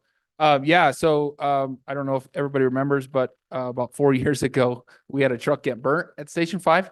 We left it outside at night. So that is something I've avoided as being the chief, is every truck goes inside every night because we can't have that happen. And for 3 years, we didn't have a ladder truck just because we had somebody want to burn trucks down. So the key to all this is no matter what happens every night at Station 5 and the fleet area, they put the trucks away every night to keep them protected. Also is in the wintertime, they all have water in them all the time. We got to keep water in them. And without heat in the wintertime, we got to keep those pumps from freezing. So we're just to the point where I'm busting at the seams at every station, and every station that has room, I have a truck in it right now. So. Thank you for the clarification. No further questions. So Chief Moya, well, maybe this question is, well, let's start with you since you're there. What do you think you will be able to accomplish with 750,000? You must have done some back of the envelope sense. So is it, Director Wheeler mentioned, square footage. Do you think you're going to be able to get slab or utilities, or what are you hoping you get with this money? Madam Chair, the focus is a slab, heat, if that's all we can get, and some base space, as much as we can to put as many trucks inside as possible. That was the basic plan, and then see what we go from there. As we get bids, we have to get the money first, see where we are at, and then we go from there. So the goal is just, we don't even need water in there. We just need basically natural gas and insulation, metal walls, and a concrete slab with garage doors to hopefully get more trucks inside. That's the main focus I'm trying to focus on right now. And do you think you could achieve that with 750,000, or you're just going to get, I don't know, walls and a slab but no roof? I don't know what. Yeah, Madam Chair, what Councilor Garcia looked up is that what we kind of looked up back 25 years ago. I know that's a big time crunch, but we have a lower barn, and that's what we call it there at Station 5 on Silent Alfrea, and it has 2 bays, concrete and walls, insulation, heat. And back then it was about 200,000. I know it's gone up a lot. I know Director Wheeler would agree with me, but that's kind of where we were at. That's what we're focusing on. Nothing fancy. We're just trying to get the trucks and get them out of there. We are on a time crunch because these ARF trucks are coming and they take up 2 bays at the airport. And so we got to do something. So my goal was, let's see what we can get with 750,000. Director Wheeler agreed with me that I think the slab will be the most expensive thing because it's got to hold these heavy trucks. So we got to put more concrete down than we normally do because they're so heavy. But you think you're hoping you'll be able to do that with this money? Yes, ma'am. And so, I mean, I think Councillor Lindell's point is well taken, and yet we have this opportunity to fund some critical needs, to get some things started, hopefully maybe even finished. But I think what you're hearing too is, we don't want to be in a position where we give you a little bit of money and it really doesn't get you very far down the road in terms of actually accomplishing whatever it is. And then Director Oster's point is also well taken that, we won't move forward with any of these projects unless we can identify the funding, but certainly don't want to be in a position where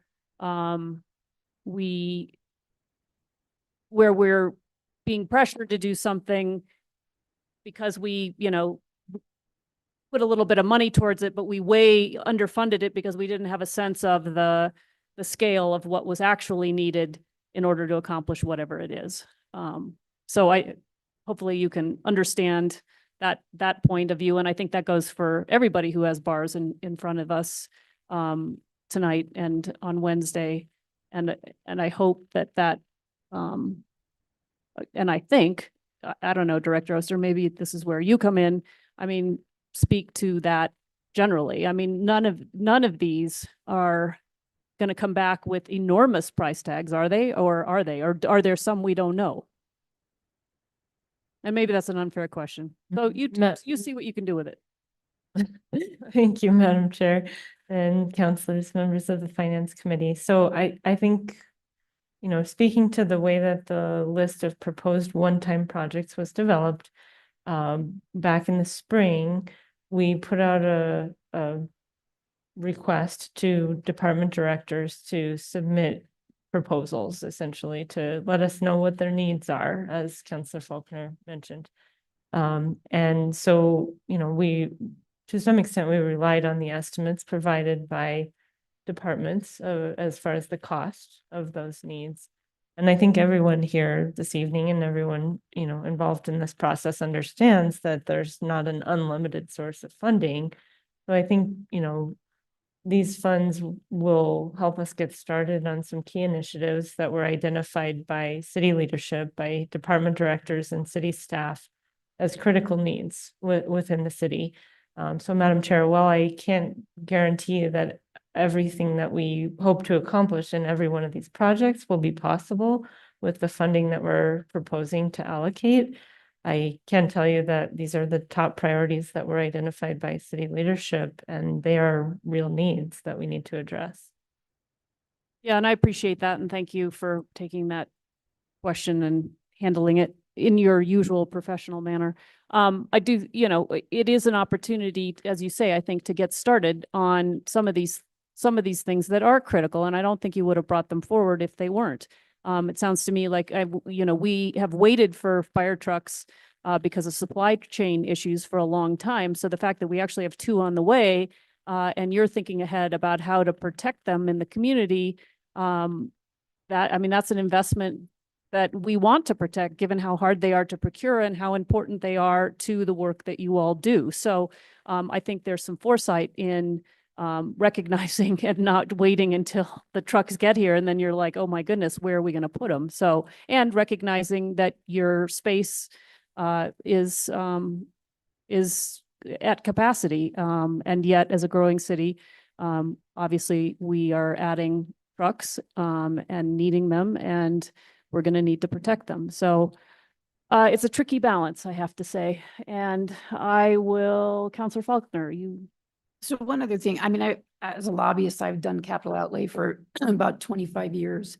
And some of these funds can also, even though they may not be enough, they can be leveraged at the legislature and a couple of other places. So it's not like it's a total waste if it's not the total amount we need.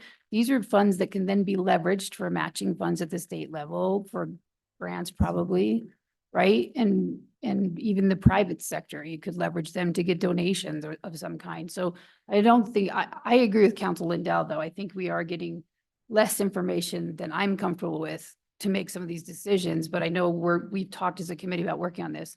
But if this is a one-time shot, let's try to get what we can get for the departments, what they need. Because ultimately that serves the community, right? And these things can be leveraged as well. So it's not a waste. It just would be nice to have a lot more information. Okay, other questions from the committee? Councillor Lee Garcia. Thank you, Madam Chair. Just a comment, and I think this is a great opportunity to take this and be very creative with it and see how we can, squeeze as much out of it as possible. And like you said, we're not looking for anything fancy. We just need something that keeps our trucks out of the elements. And I know there's a lot more to it than that, but I have faith in you guys that you will do your due diligence and get this done. I'm very hopeful. So thank you. Is there a motion? Motion to approve. Second.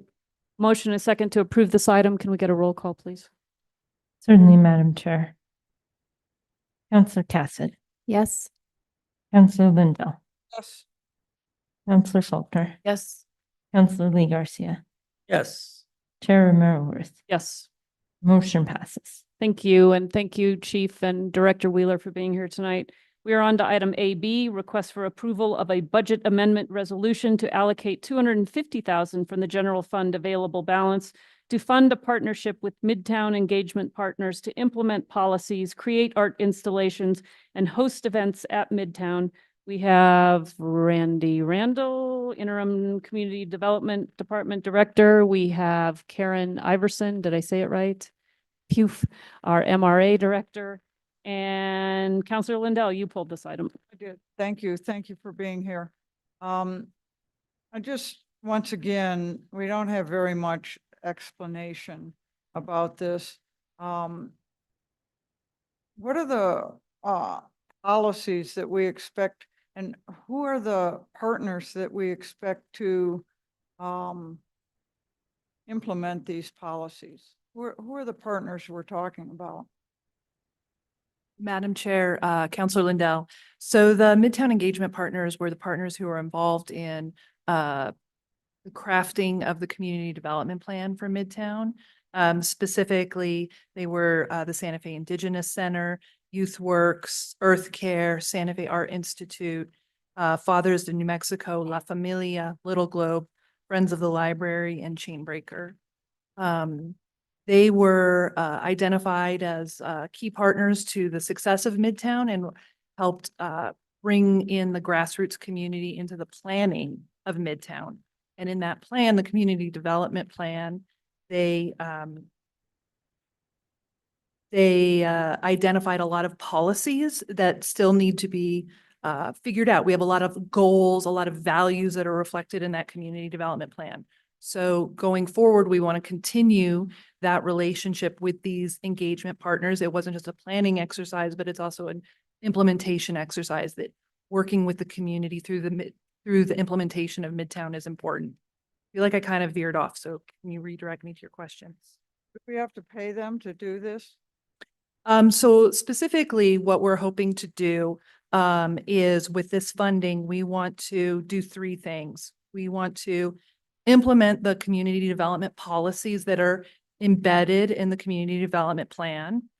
We want to build the capacity of our community partners because the success of Midtown is not just about the city, but it's also about our partners having equal capacity to do the things in the plan. And we want to activate and promote Midtown to build energy there. So the specific things in that heading were to have events, to do art around in Midtown. So we could have, we're going to have an artist. We've been talking with community, the art and culture department about having a call for artists who would do things to celebrate the history or talk about the future of Midtown as a specific call for artists.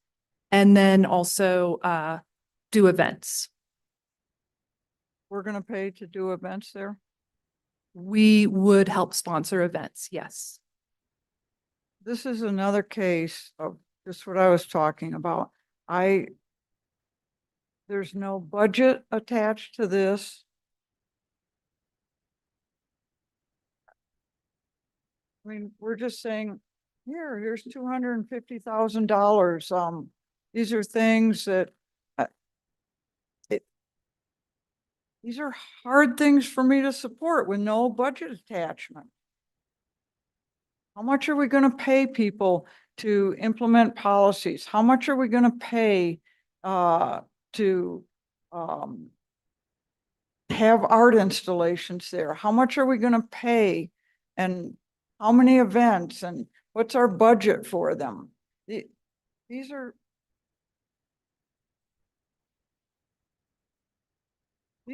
painful things for me to pass because I don't know what I'm passing. And they're not small amounts of money. Can we get a budget attached to these, or is it so nebulous that we don't know? I mean, if it is, say it, it's okay. Madam Chair, Counselor Lindell, I can put together a proposed budget for you. One of the things that's important from my perspective about implementing this is that we do implement it with the input of the community engagement partners, that it's a co-created process. So I had held off on specifically dialing in what the amount for each thing was because I wanted to lead that group of partners through a process where we kind of work together and decide the priorities within those three categories. But I can definitely provide sort of an outline of what those various things could cost. But isn't that budgeting in their own interest, that they're going to create a budget that they get paid out of? Counselor Lindell, I don't think that the partners themselves would be the people who receive the funding. So for instance, some of the things that have come up that we might There's a lot of social community things in that plan around like food production, community food production. Some of the things folks have wanted was looking at a site selection process, both at Midtown and the surrounding area for a powwow grounds.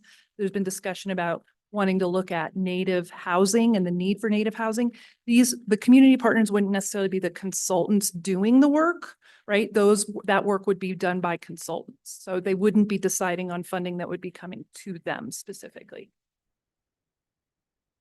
Yeah, I'm not really very clear about what the engagement partners, how they're going to be directing this, but yeah, I'd like to see a budget for it. I know it's not millions of dollars, but it's $250,000. It's not a small amount of money. I'm concerned about the amount of money that we've spent in the past on community engagement, and it all seems it's been very, very time consuming.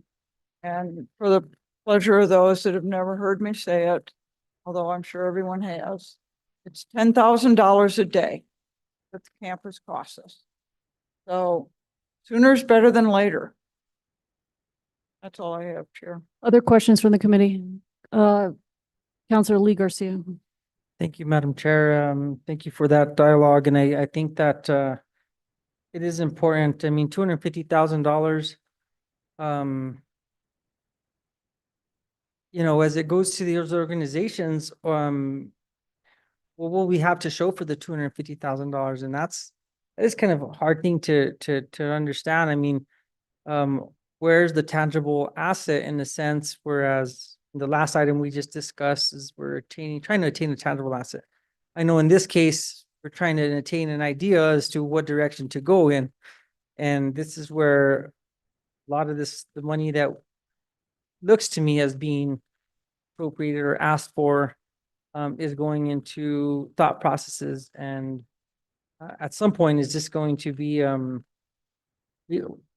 don't know what we will have to show for it. And so I think those are concerns that I have in regards to this bar. I do appreciate the questions from Councilor Lindell in regards to this, and a little more detail kind of is really important for us to try to wrap our heads around why we should pass this forward. More in terms of comments, no other questions. I think what you answered just previously is satisfactory for me in terms of information. But yeah, the dialogue that we just had kind of has me concerned about what are we going to do with $250,000, and how is it going to impact and move us forward more quickly in regards to getting this Midtown campus done. It's going to take a while. Thank you. Counselor Cassett. Thank you so much, Madam Chair. I'm not sure that you have this information because unfortunately you were not here, but Director Iverson, do you recall how much we initially allocated for the Midtown Engagement Partners and some of their activities? Does anybody actually on here remember how much we allocated? A decent amount. I think what though I've noticed really is that the Midtown Engagement Partner model has been, I've said it before, but I was really impressed with the way that it actually did bring in the community in a way that I've not seen happen with other engagement processes. It was much more grassroots. It was not as much top down. I felt that we got into a number of different populations, communities that we don't normally really access. So I have been really impressed, and I am eager to see the Midtown Engagement Partners continue. I would agree that, you know, when we first funded them, it was pretty detailed in terms of what those activities were going to be, what the end goals were. I know through conversations, through quality of life, through economic development, that a lot of the activation of Midtown is to make Midtown desirable. to start to really build the popularity of the area so that as we are trying to, through various disposition methods of the parcels, whatever they may be, but to make sure that this really does occur. So I think that logic model is something that I would like to see a little bit more of. I am eager to get people onto Midtown campus. Again, the neighborhoods that I represent surrounding Midtown are very, this is really going to impact them. And so there's a lot of excitement, there's some consternation. And so their ability to actually get on the campus and have these conversations is going to be important. So that's what I would ask with this work, is that while I do understand some of the organizations have a very, they're very invested in this property, they're very invested in the mission. But I want to make sure that focus on how we continue to pull in different populations into Midtown is still there, as opposed to, some of these organizations I know are bidding on some of our projects or plan to bid on some of our projects, and some of them have already won, some of the RFPs that we've put out. So for me, that's a really big concern and focus, is making sure that we are pulling in more community members, that as we continue to, as it said, it's to implement the community development plan, which is driving the land development plan. But how that is interpreted and the ways in which that is seen through, especially those surrounding neighborhoods that are about to get a lot of impact from Midtown. I really want to make sure that they're benefiting from it, that they're enjoying it, and that those opportunities for them to provide feedback are there, because I know that it's going to be there. A lot of them are very excited about it, but want to make sure that they're included, as well as, we're hoping that this is going to be kind of a new heart of the city. So I agree, more detail is would be very much appreciated, and how, again, this fits in with the logic model. But I do also want to really express my support for the Midtown Engagement Partners and the work that they did in getting us to this point with the community development plan, and us being able to pass a plan for Midtown that had such widespread support. That I do not think we would otherwise have, even with the exact same plan, without the work that they did getting into the community. So I guess no questions, just comments, but thank you so much. Other questions from the committee? Director Iverson, when you say implementation policies is one thing this money will fund, what does that mean exactly? Yes, so there's a variety of policies in the community development plan. It talks about strengthening the community organizations. It talks about having an early childcare and after-school program. It talks about having local community-based food production.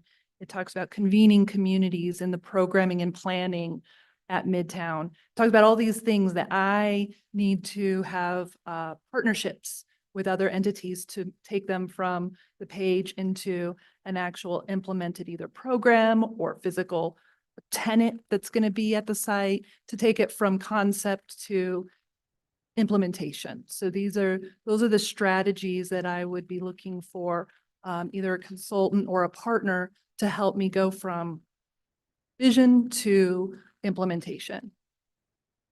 So you mentioned you said daycare, correct? Daycare, childcare, after school programs, After school. workforce development, maker space. There's a lot of ideas and dreams in the Midtown plan that need to be funded, as well as the infrastructure. And while we're funding the infrastructure right now, we kind of want to simultaneously incubate the movement of some of these other social policies as well. So kind of looking at what they would be like, what they would consist of, what people are interested in seeing in whatever that item is. Exactly. Moving forward a plan and implementation of those various elements of the community development plan. Okay, and building capacity of partners. What does that mean?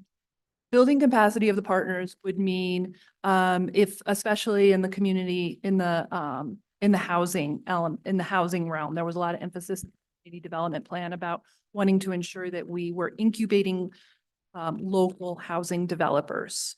So there has been some talk about having a community land trust. Maybe some effort needs to be putting into vetting what that concept is, to try to do a feasibility study of something like that. So that would be helping to build the capacity of a local group who is a partner in the Midtown Engagement Group, who wants to grow into something larger. And those are things that I think this is a common thing that I have seen in community engagement, is this idea of we're not just building physical infrastructure, but we're building social infrastructure at the same time. How do we use this project to build our community-based organizations and give them opportunity to expand their programming and grow? So that may be incubating some of those ideas to begin with. And they may come from groups outside of the Midtown Engagement Partners. Those ideas could, yes. So my idea was to have a sort of open process where we would be having in the similar way that we do some of the grant programs through economic development or through the arts and culture, where applicants have to show how they're meeting a policy objective within the Midtown plan, show how their group sort of has capacity for that, have objective criteria that we can score multiple things to have a fair way of evaluating different proposals.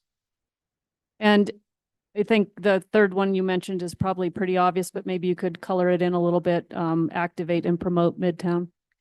Yes, that's the fun one. That's the having events.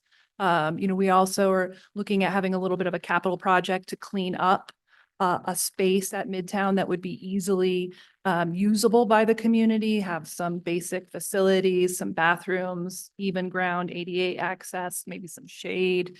And so this is sort of on the soft side of that.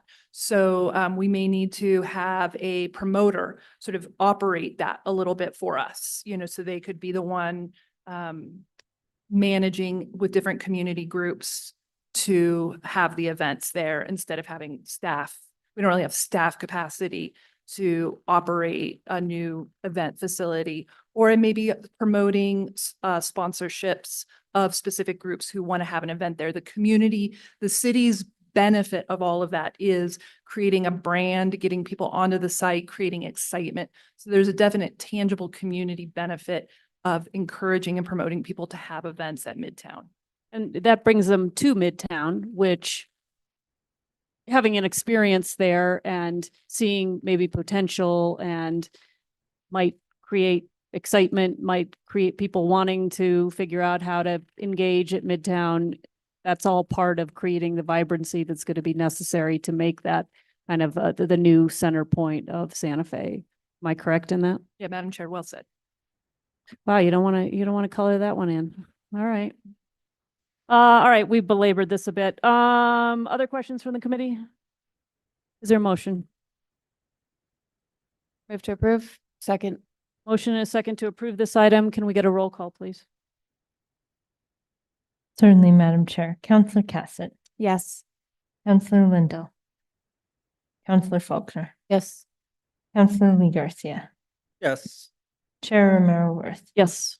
Motion passes. Thank you for being here tonight, Director Iverson. We are on to item AD, request for approval of a budget amendment resolution to allocate $120,000 from the general fund available balance to fund consultant services to assist with e-reviews of plans in EnerGov and modernize the plan review process. We have, oh, you are not Randy Randall. We have our interim land use director, Heather. And why am I forgetting your last name? Lamboy. Lamboy. God, how long have I been sitting here? 2 hours and 11 minutes. Okay, well, that's why. Anyway, welcome, Director Lamboy. You're here to answer questions from Counselor Cassett. Thank you so much. Thank you so much for being here. And I apologize because I know that you did give a presentation, quality of life, that I unfortunately was not there for. I did want to get a little bit more information. I'm seeing a couple different descriptions in here. One is to assist with the e-reviews of plans in EnerGov. And the other is to modernize the plan review process. And then I'm seeing descriptions of assisting with ITT. So I'm curious where the consultants are going to be, which process they're going to be assisting with, and then how quickly does this mean we can actually really get e-review moving forward for the community? Thank you, Chair Romero Worth and Member Cassett. This is an endeavor we've been trying to implement for quite some while, and it has evolved over time. And so there was an idea, our team were brainstorming, and so one of the ideas was to get an outside consultant to assist our ITT staff, just because they have so much to deal with in terms of managing all of the technology for the city. And what we have been able to come to, what has come to pass is that Tom Graham, the Assistant Director for Development Services, as well as I met with Eric Candelaria, and we had a good, very productive conversation regarding how things should be structured. And Mr. Candelaria has actually hired an EnerGov systems administrator who will actually project manage the improvements to EnerGov so that it can be done more rapidly and can also be done for many departments at the same time. So the funding will help to support ITT through ITT. And in fact, Mr. Candelaria mentioned that there might be sufficient funding in ITT already. I would like to sort of have this available in case there is a need for it, but certainly we will try to use the existing funding within ITT if that is available and can cover it. So as I stand there and look at our room with all of those plans and one person who is managing all of those plans full time, it's critical that we respond to our community, our development community, and just be available 24 hours so that somebody could make a plan request at 10 in the evening or something like that, something like I would do if I were in my free time. So I really think it's important that we get this going, and Mr. Candelaria and Mr. Graham and I have really tried to aim to get the prototype out within the next 6 to 9 months. It's just a matter of his training his staff and managing the contracts accordingly. Okay, so just a little clarity. So we already have an EnerGov systems admin in ITT right now, correct? Is that? Yes, Madam Chair, Member Cassett, yes, that is correct. And so this contractor is just in cases type of situation, just in case we need them? Madam Chair, Member Cassett, the contracts, it has evolved over time, but in case that we need to prioritize and speed things up, that one project administrator manages everything for the entire city. And this is a priority as identified by the governing body as well as the community, especially the development community, to be able to be more responsive. So the funding will only be utilized in case that we need to supplement ITT. Okay. And then I know that there's been some conversation around third-party plan review. I'm not sure if that had to do with e-permitting. So I would like to, I know all of it has to do with how do we get our permits through faster? How do we make sure that this is easier for the development community, that it's more clear for anybody who's applying for a permit, that we have more resources for our staff? How do these two things connect, if they do at all? Madam Chair, Member Cassett, so the third-party plan review was rolled out prior to the movement forward on the e-review, and the attempt was to have a quasi-electronic review done by a third party to help supplement the staff that we have existing. We are constantly understaffed, and what we're trying to do is retool things a bit so that we can train up existing staff and move them up accordingly, just because some of the positions are it's really hard to compete for candidates. So we're really being aggressive on the education piece and getting people career opportunities as well. So, but that is to supplement the staff we have now. Hopefully we'll get staff in the near future trained up so we can hire additional beginners. The e-review piece of it is that right now we schlep around 6 sets of plans, and, you know, people walk in the door with these carts with huge sets of plans. Most recently that I dealt with was St. John's College and their addition to their student center. And it's a linear process instead of something where you have a shared experience. Many people can access the plans at the same time and do their reviews so that the timelines will be reduced. So if somebody's out on vacation, well, it doesn't impact the overall timeline because other people are already looking at those plans. So in addition to having that 24/7 access for applicants, it will also be able to reduce timeframes in review processes as well. You have an estimate as to what that reduction will look like on average? I guess that's probably a it depends question. Madam Chair, Member Cassett, yes, that is correct. It depends. It depends upon the size of the project and the type of the project. For instance, we do have some minimal uploading right now for trade permits like mechanical permits and the like, and those are pretty quick. But I would imagine at least a 20 to 30%. Well, I'm thinking about the several different steps. So it's moving the plans around to the different reviewers, but also we have to prepare the paper plans for distribution to the applicant. And that step takes at least approximately 6 to 10 days. So if you even cut that particular piece out, we will have saved a substantial amount of time. And it will also help with our inspections and enforcement group because they will have access to plans out in the field. And you don't have to go find a paper plan set, for instance. So there will be improvements in all aspects of land use, but more specifically, I would say 30 to 40% time reduction in the actual review process itself. That's very good to hear. So it sounds like things are moving quickly. We're kind of, Carol, what do you say? Building the plane as we're flying it. Do you say that? I think you say that. Sorry, Chair Maraworth.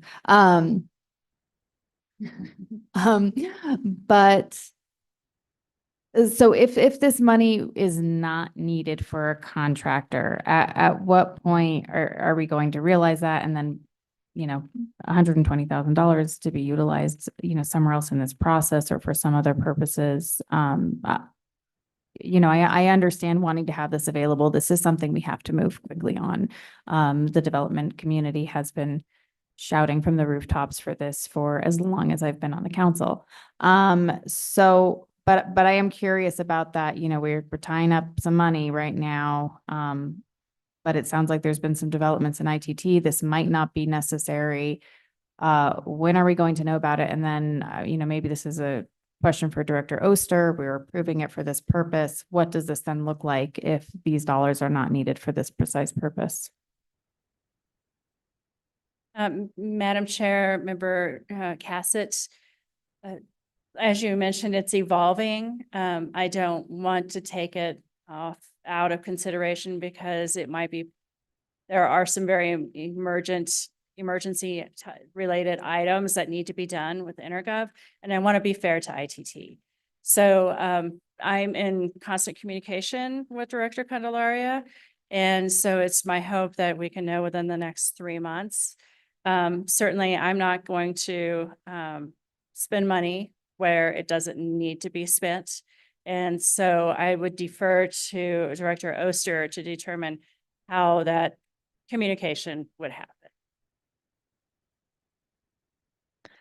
Madam Chair and members of the Finance Committee, so there are a couple of things that can happen if we don't spend money that you've approved to be spent. If you don't, if we had this bar approved and we didn't spend the funds, if it was for a capital purpose, then it would be possible to roll it forward into next fiscal year.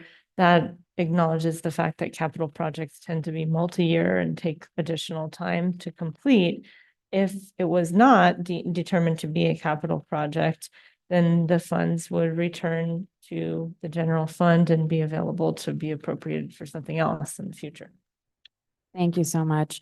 And Director Lamboy, I very much trust that you're not spending unnecessary dollars. And yeah, I agree that having this, because this is such a key piece of what's going on in land use right now, having this available and at your fingertips is going to be important. But I do appreciate you and Director Candelario working very closely to determine as soon as possible whether or not these are dollars that can be utilized elsewhere.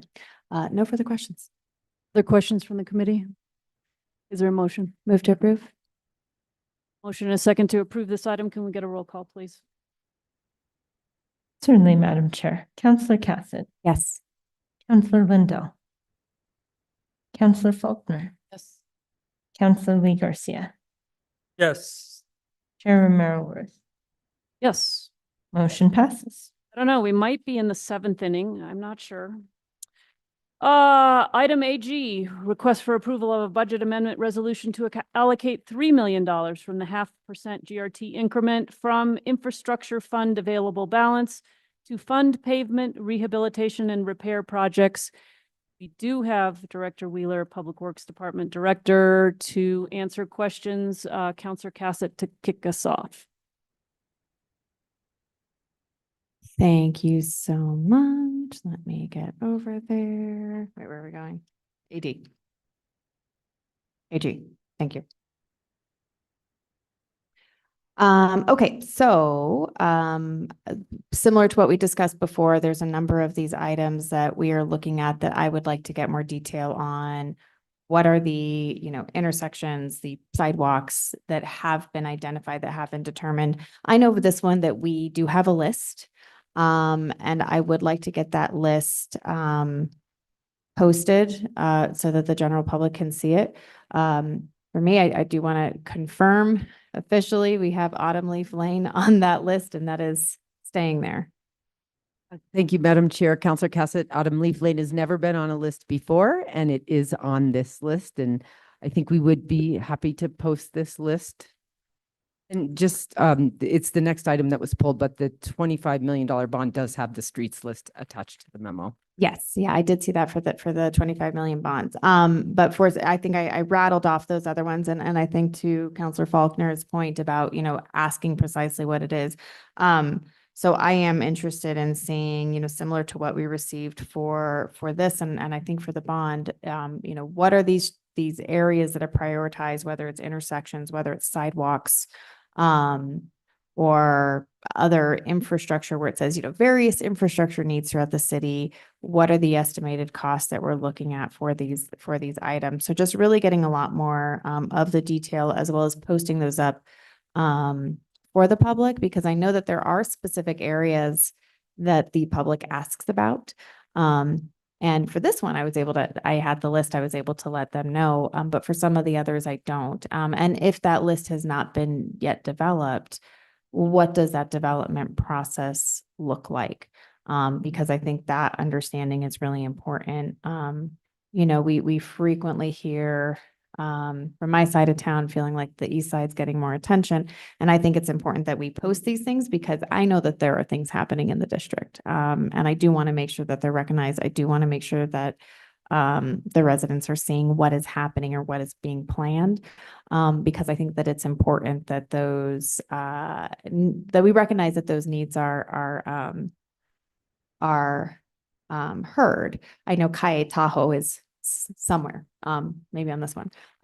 But we, that is another District 4 priority that's been there for a while that is getting done. And I really do appreciate that. So this was more of a general comment for all of those. Pulled this one just to confirm Autumn Leaf Lane, but would definitely appreciate, especially if we can get this information by governing body, what are these different pieces? And I will email you this evening the items that I had specifically noticed. And again, if those lists do not exist yet, how will they be formulated? Thank you so much, Madam Chair, Counselor Cassett. I'd love to respond a little bit to your question. So thank you so much for the questions, but I also wanted to recognize that we have some of the Complete Streets team that take care of our pavement every day. We have Superintendent Felipe Trujillo here, who takes care of all aspects that the Complete Streets team work on, and Marcos Esquivel, the pavement supervisor, who you may know is the gentleman that creates our pothole filling report and manages that team.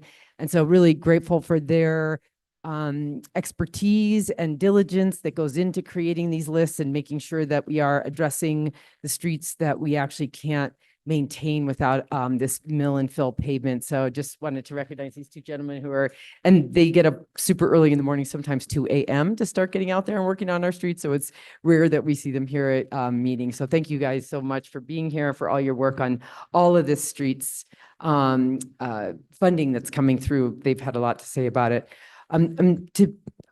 So I think Counselor Cassett, that you asked to understand which intersections would be done perhaps by the rewiring bar. I'm just not exactly sure. And we do have a number of intersections. We're gathering quotes right now on Old Santa Fe Trail and Paseo de Peralta. That one goes into Flash a lot. We're also gathering we're getting a quote on Camino Alegre and Agua Fria. That one went into Flash about 5 times this weekend alone with no rain. Our new traffic operations engineering supervisor is so on fire about getting our intersections and our lighting better, that he's also got DOT out there looking at their lights. While we maintain the streets, they are responsible for end of life replacement. So he's got DOT allocating of some of their funding this fiscal year to rewiring signals as well. We don't actually know exactly which ones will be done. We only got funded for approximately 2, and we want to make sure, those would be probably the top 2. Old Santa Fe Trail and PDP is the absolute has to, but we'll be getting a bunch of quotes and see if we could maybe get 3 done or what's the biggest bang for the buck. So that's the process there. It's about $150,000 an intersection, but Mike Damlin, our traffic operations engineering supervisor, is really leveraging this quite a bit with DOT, probably doing just as many as we do, which will be a big improvement. For the sidewalk piece, I think you were asking about that. We'll love to have your input, what you've been hearing from constituents. We have, as it said in the what's known as the BPAC resolution that talked about really go out to the community, ask people where they're not able to access maybe transit stops, where where people really feel like our sidewalks are hindering their quality of life and access to important parts of their life. So we will engage a public engagement process. About half of the money will go to city sidewalks that are not in good shape. So we have a very long list of those actually, because we've been focusing on sort of investing in the private ones. So we'll select a bunch of city sidewalks like around the main library and other key areas in the city that are our responsibility. And then about half of them will go to enforcing our code on private properties that are supposed to be maintaining sidewalks. That gives us a lot of leverage because each time we go out to the community, 4 out of 5 people fix their own sidewalks. So we only have to spend money on the one. And so we get a lot of sidewalks improved, but we're definitely going to get public input. We'd love to have your input that you've heard of. And we'll be going out in public meetings and talking to the Mayor's Committee on Disability. And then, putting that whole list together, we expect to engage outside services to expand our inspection capacity as well as our administrative capacity to process those. So the $2 million street general and sidewalk improvement is sort of a big community engagement, and we'll be assessing as we go. Wonderful. Thank you. That's really helpful to hear. And I do have some sidewalks. I have one that ended and then it's a bunch of dirt. So also the MPO I know has that sidewalk or that map of all the sidewalks that don't exist. And I think identifying some that are really important connectors. So I would also just recommend that. I think for me, it's really helpful to see how much these things cost because, $2 million for sidewalks. I honestly don't know, what should we be expected to fund? And I know that expectation has changed in the last few years as inflation has increased. And it's, as we've seen all the things we've seen with all types of construction and infrastructure costs. So having that information for me, I think is extremely helpful as we continue to look at how we allocate dollars, what can be expected with the money that we get. And especially, as we make decisions for things like geo bonds and, the capital outlay dollars that we ask for. So having that information, I know I would really appreciate, as well as I do think it's important for the public to see how expensive these things are now. And the financial resources that we have and how we are able to, how far those actually go at this time. So thank you for that explanation. Definitely appreciate it. And, yeah, having it posted for the public would be wonderful too. Thank you so much, Madam Chair, Councilor Cassidy. I'd like to add a little bit too, is that, yes, prices are going up, but we also work really hard in Public Works to find the most economical way to do things. And so this is a really good example on the sidewalk project. So we used to use our big on-call contractors that help us with our road repaving.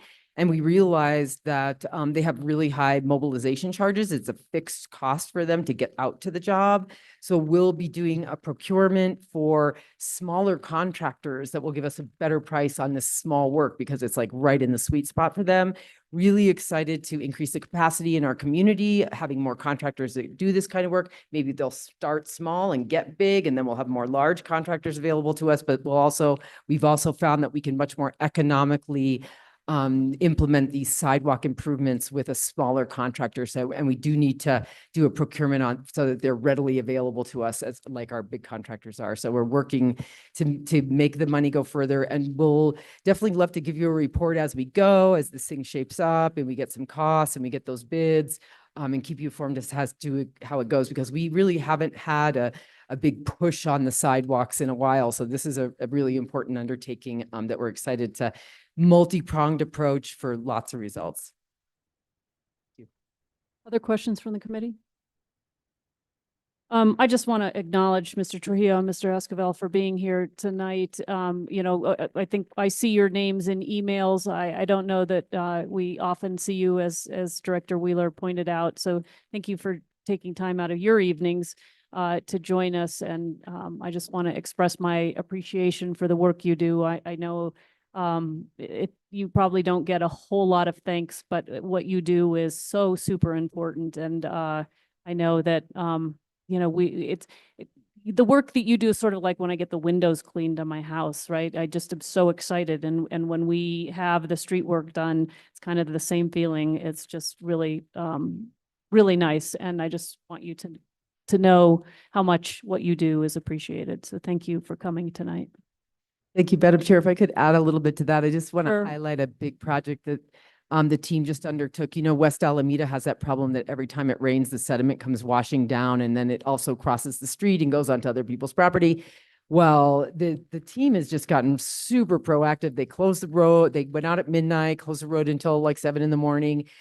Retrenched next to the asphalt. So now that's catching sediment and water. And the last big rain that we had, like Thursday, I think it was, hardly any sediment ended up on the street. They created berms in front of private properties so that the water didn't go down. And they cleared out a big culvert by the river. I mean, they've been really working. It's been a very busy summer for road maintenance work. It always is. There's not a season that isn't a busy one, but they've been really proactive and making a big difference in our infrastructure. So thank you so much for Thank you. And thank you for being here tonight. Okay, is there a motion? Move to approve. We have a motion, a second to approve this item. Can we get a roll call, please? Certainly, Madam Chair. Councillor Cassidy. Yes. Councillor Lindell. Councillor Faulkner. Yes. Councillor Lee Garcia. Yes. Chair Romero Worth. Yes. Motion passes. Okay, we are on to item AH, request for approval of a budget amendment resolution to allocate $812,325 from the 0.5% GRT increment for infrastructure fund available balance to fund the purchase and installation of pallet shelters and hygiene and office units. We have a variety of people here. Director Sanchez, good evening. Good evening. You look like you've had a day. I'm so sorry. I'm tired. So sorry. Thank you, Madam Chair. I'm so sorry. I know. I hate to. I brought with us our small and mighty team, Director Julie Sanchez and Kristen Woods, our program manager, that can be here tonight to answer any questions you have about the item. Thank you. I believe Counselor Lindell will start us off.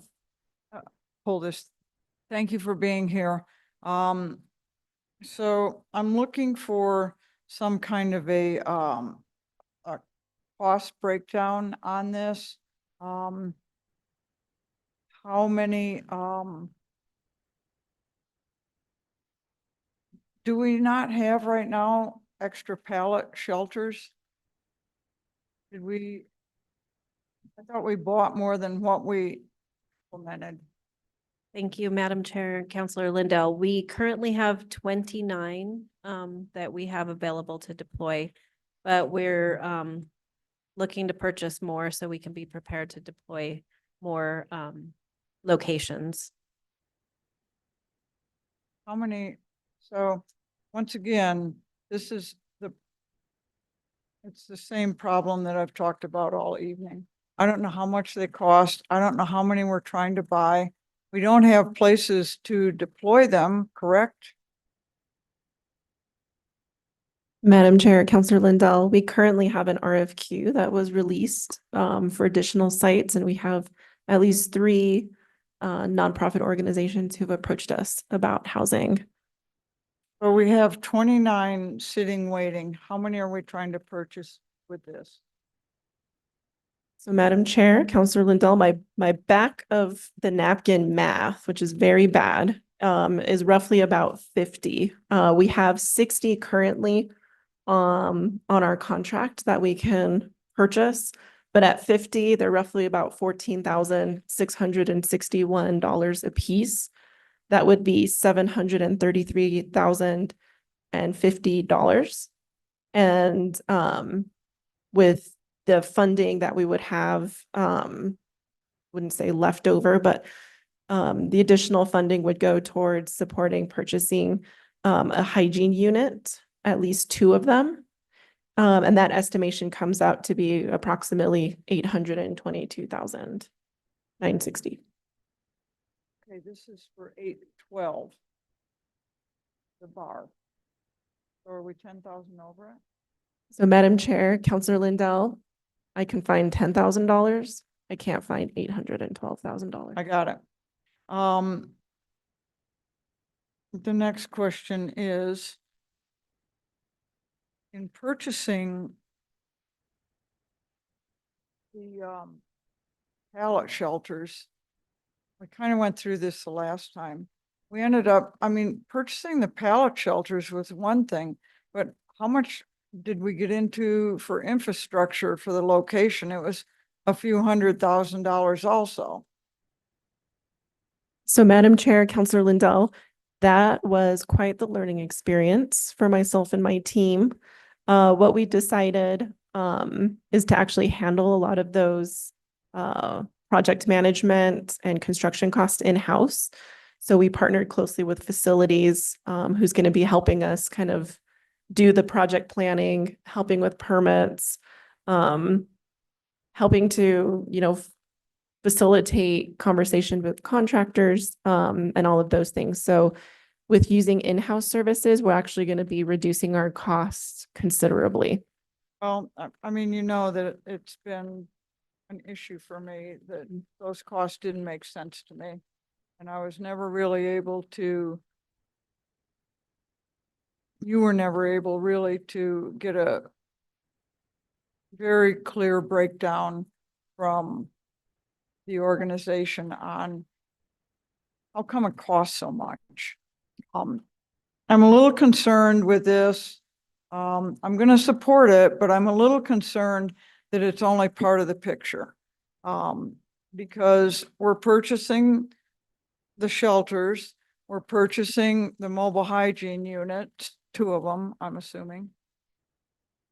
But we're still, I don't know, are we budgeted for what it's going to cost to make the projects happen? So Madam Chair, Counselor Lindell, we do have a projected costs, including a new site operator for any new sites. And that's going to be coming out of my general budget. Okay, great. And we we had a hygiene unit before, and we, I guess, donated it to Pete's. So Madam Chair, Counselor Lindell, we did not donate it.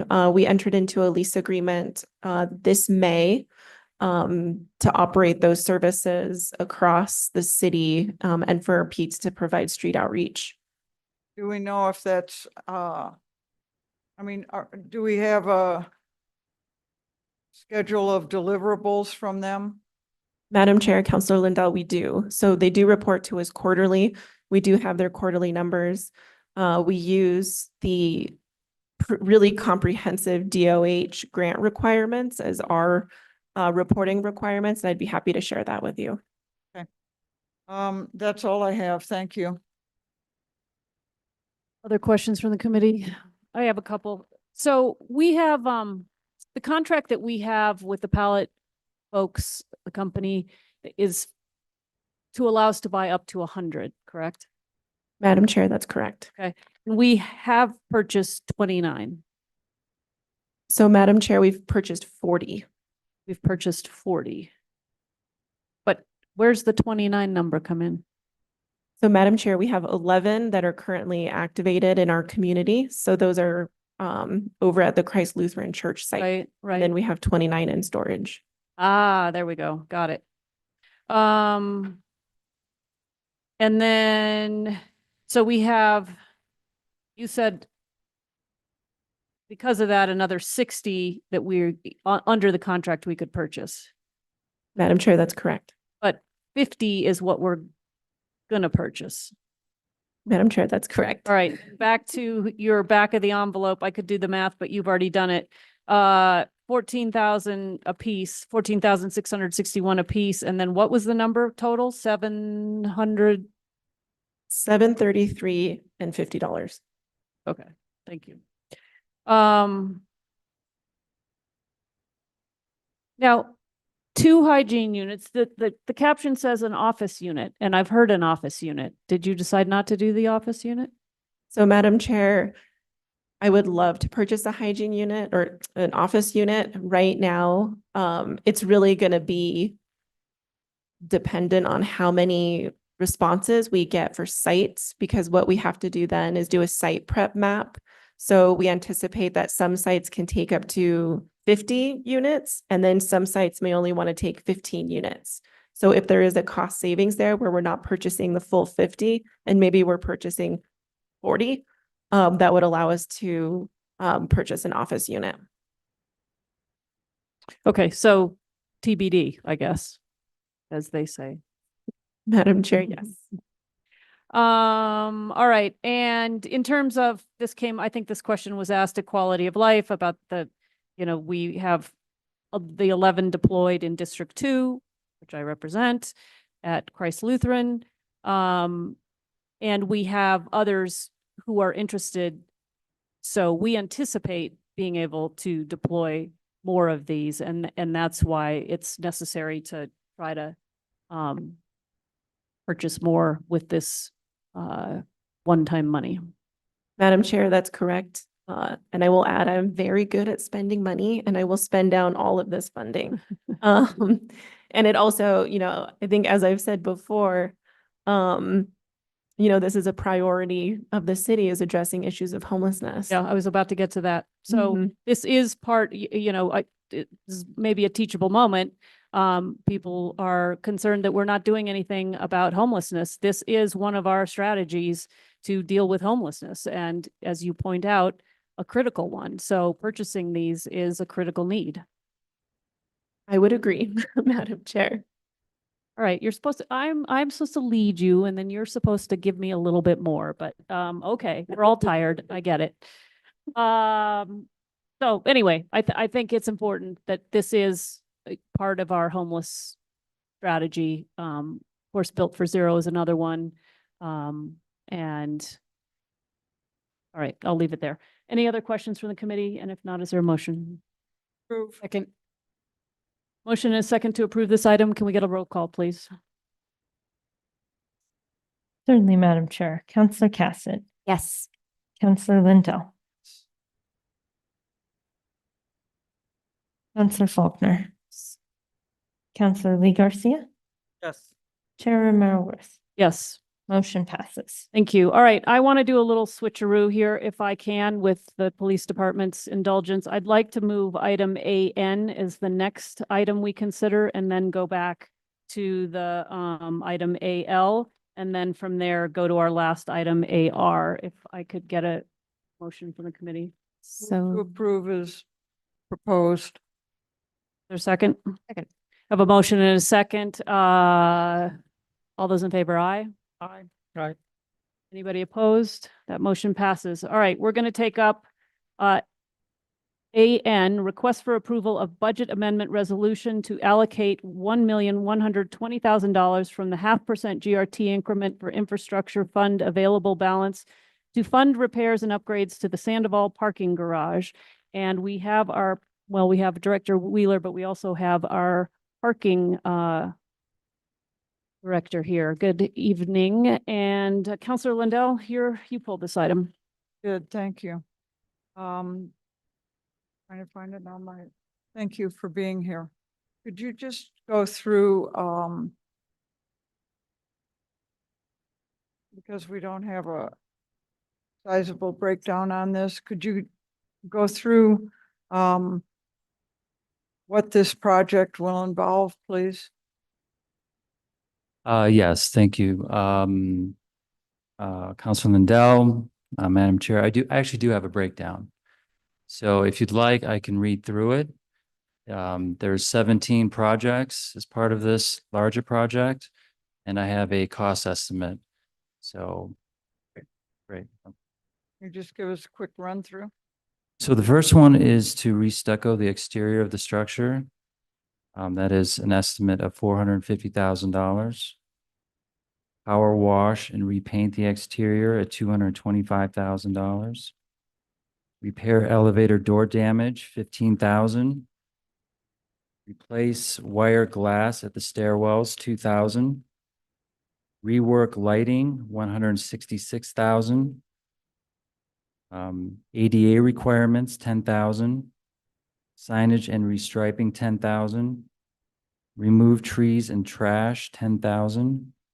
Install fence at the trees, $7,500. Tighten and install missing cabling, $5,000. Repair metal railing, $5,000. Install missing ceramic tile, $1,000. Add metal mesh to deter climbing on the metal, $20,000. And fixed cracked drainage pipe, $20,000. There are a few optional repairs. Repair the northwest corner at $30,000. Clean and reseal paving expansion joints, $15,000. And add electric flagpoles, $6,500. I should mention, this is a joint project between facilities and parking. Unfortunately, facilities couldn't be here due to illness, but I'll try to answer the questions as best I can. Thank you. You answered my question completely. That's all I have, Chair. Other questions from the committee? Is there a motion to approve? Second. We have a motion and a second to approve this item. If we could get a roll call, please. Certainly, Madam Chair. Counselor Cassett. Out of the room, excuse me. Counselor Lindell. Yes. Counselor Faulkner. Yes. Counselor Lee Garcia. Yes. Chair Romero Worth. Yes. Is that Counselor Cassett? Yes, it is. Thank you. Motion passes. You want to vote? Yes. All right. Thank you, Director, for being here tonight. Really appreciate it. All right. We are on to item AL, request for approval of a budget amendment resolution to allocate $1,107,000 with the 0.5% GRT increment fund available balance to purchase 2 armored vehicles and an explosive ordnance disposal vehicle for the Santa Fe Police Department. We have Chief Joy and a number of other folks with him, and Counselor Lindell, you'll start us off.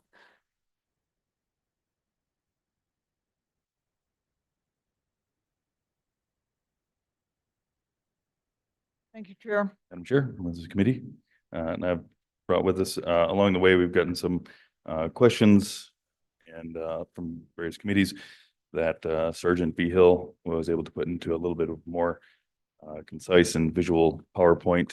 I tried to, sorry for the late notice to send it you guys, but we can look it up either here or we can give out handouts if you all think it'd be helpful. Screen going. Or just a handout on it. Well, although, do we have the ability to put it on the screen? Madam Chair, sure, we can put it up. Or the public could see it if it was on. Yeah. I mean, I haven't had a chance to look at it, so I don't know what all's here, but. Yeah. All right, we're gonna,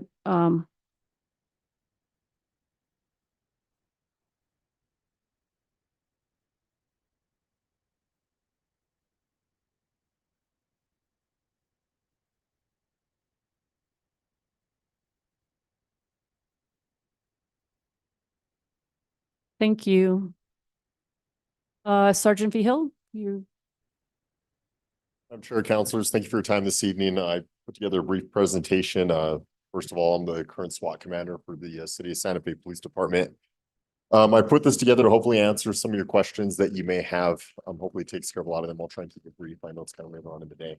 Sergeant, one thing that will help you is if you put that mic up on the ledge, it'll make it taller and also closer to you so we can hear you. Well, we can hear you fine in the chamber, but people who may be watching online a little harder. Perfect. Thank you, Madam Chair. Is this better? Okay. Rolling straight into it, I wanted to give a nice recent photograph of what our current Bearcat looks like and kind of give two of the main things that it provides as a service to the City of Santa Fe and what it does for our police department. The first one, it offers level 4 protection. I'm going to go a little bit later on in this PowerPoint as to what level 4 protection is. To keep it brief for the moment, that's protection from large caliber rifle rounds. No other vehicle in our fleet can do this. The second thing, it provides a mounting location and a safe way to deploy and use the long-range acoustic device. The long-range acoustic device, in layman's terms, that's a large speaker that we use for communications, primarily in these high-risk situations to our public and to our officers to communicate with suspects and get our crisis negotiation personnel on that speaker to be able to try and build rapport and work with our suspects to resolve these situations peacefully. I also wanted to give you guys some information on some of the current issues and deficiencies we have with our Bearcat. Our Bearcat was purchased and manufactured, to my understanding, in 2006. It's getting close to be 20 years old. In my research, Lenco, who is the manufacturer of the Bearcat, Lenco advertises that their Bearcat will last approximately 20 years. So we're coming up on that 20-year lifespan right now. It's the oldest vehicle in our fleet. Typically, most of our vehicles are replaced around 100,000 miles in 5 years of service life. This is 4 times over that. It is a different vehicle with a different purpose, but I think you get the idea. The two primary issues, I don't know how well you can see it on the screen up there. They're highlighted in red. They're the next two down. There are issues with our engine and with our rear differential, if you can look on our left side. We've had multiple problems with the turbo system for this vehicle.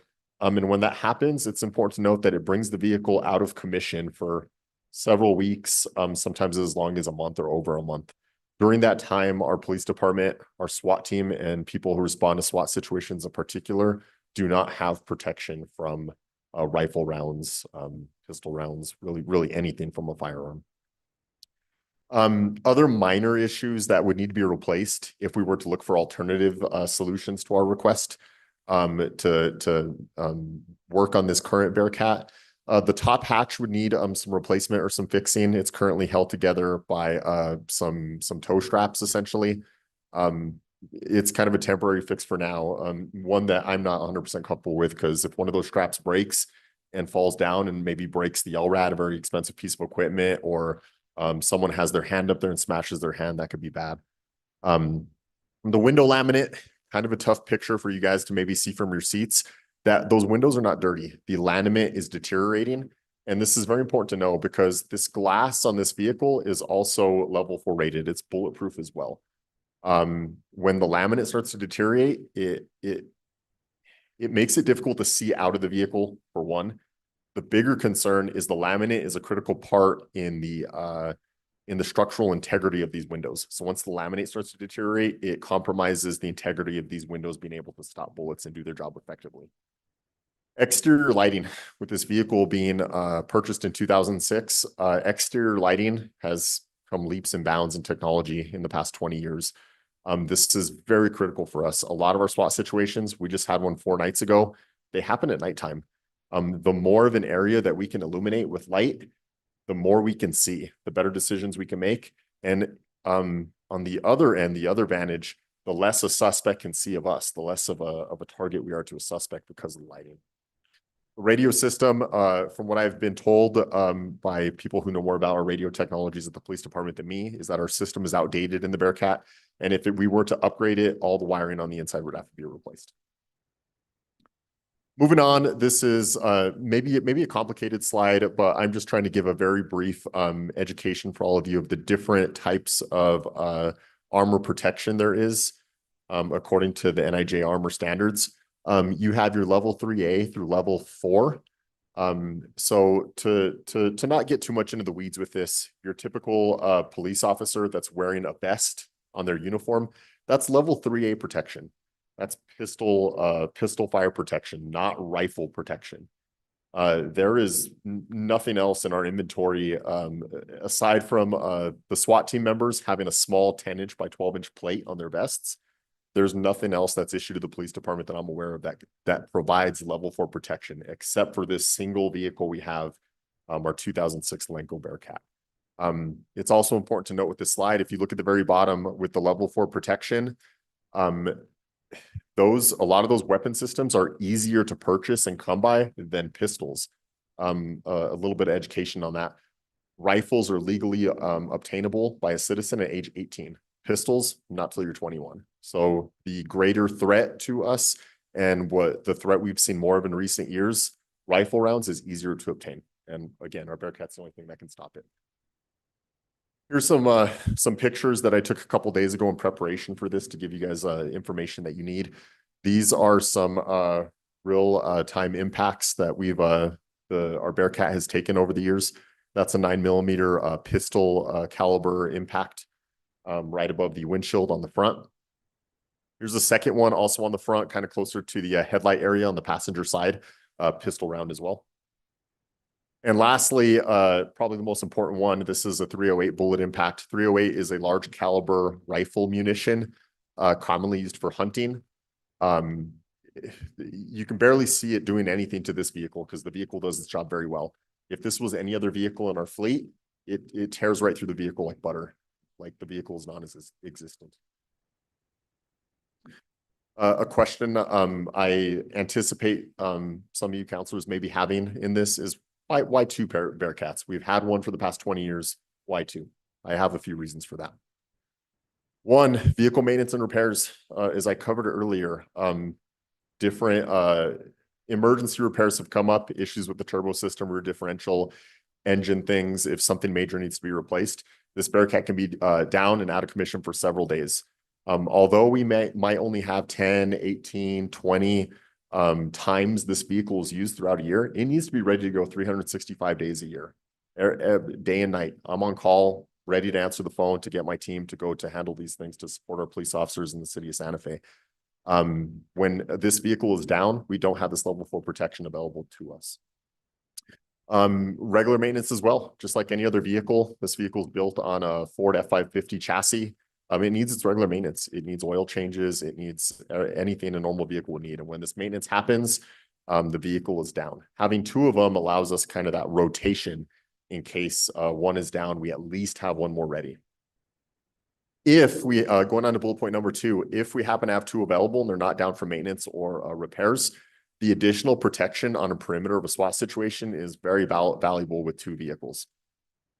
It's important to understand that when we have these SWAT situations, we're typically using at a single story dwelling or maybe an apartment, but let's take a single story dwelling, for example, for this. We need containment around that entire structure. You're talking about maybe having a violent felony suspect in there who we don't want to escape because this suspect can be a danger to the public. Maybe it's a murder suspect. Maybe take, for example, a few days ago, with our Best Buy homicide suspect, very unfortunate thing to bring up, but had we found him here in the city of Santa Fe, and if our patrol officers located him to a particular residence, we want to make sure this person can't leave and that we're going to effect a lawful arrest and do it as safely as possible. With our one piece of armor, our one Bearcat, we only have protection from rifle fire at the front of the residence, which is where we usually park it. But it begs the question, what about our police personnel in the back? Or if they're on the sides?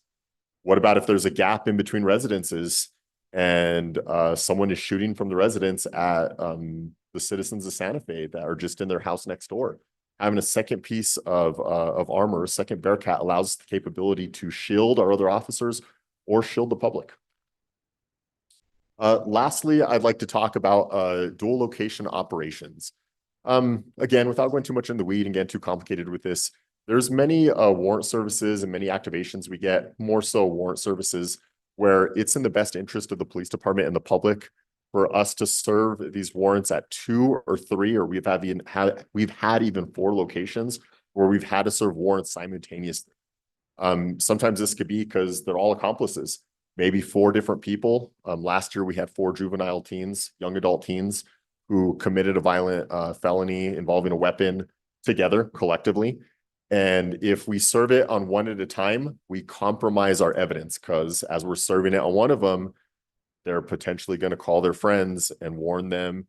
That compromises evidence. That can compromise officer safety when we go to serve the warrant at the next location.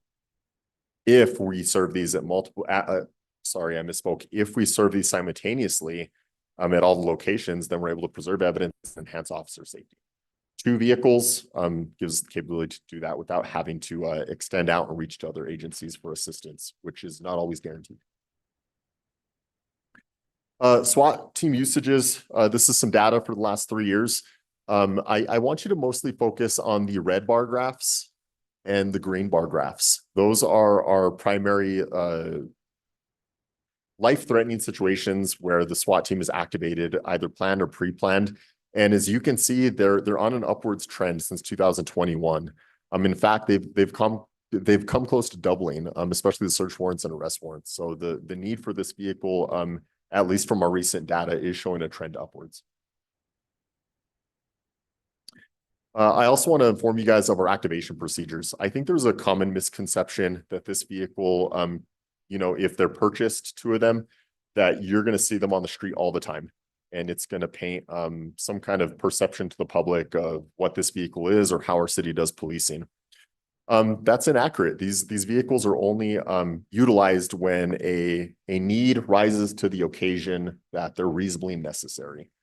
So I've given a quick breakdown of the 2 situations where this vehicle would be called into action. Because when these 2 things don't happen, it's parked in a garage at an undisclosed location away from view of the public, unless it's out for some kind of public relations meeting where we're informing the public about what it is. First, we'll start with planned. These are our search or arrest warrant services where a division or a section within the police department will contact me and believe that they're dealing with the suspect or dealing with a situation where they would like the SWAT team to serve the warrant. So a brief example, take our violent crimes unit. One of our detectives, they're working a case. They've identified a violent suspect. They're going to serve a search warrant and arrest warrant on the person's address to look for evidence and apprehend the suspect. They'll contact me and they'll start the procedure with me to determine if the SWAT is reasonably necessary to use in this situation. I'll look at criminal history. I'll look at severity of the crime. I'll look at all the things in consistency with our policies and procedures and with best practice throughout the nation.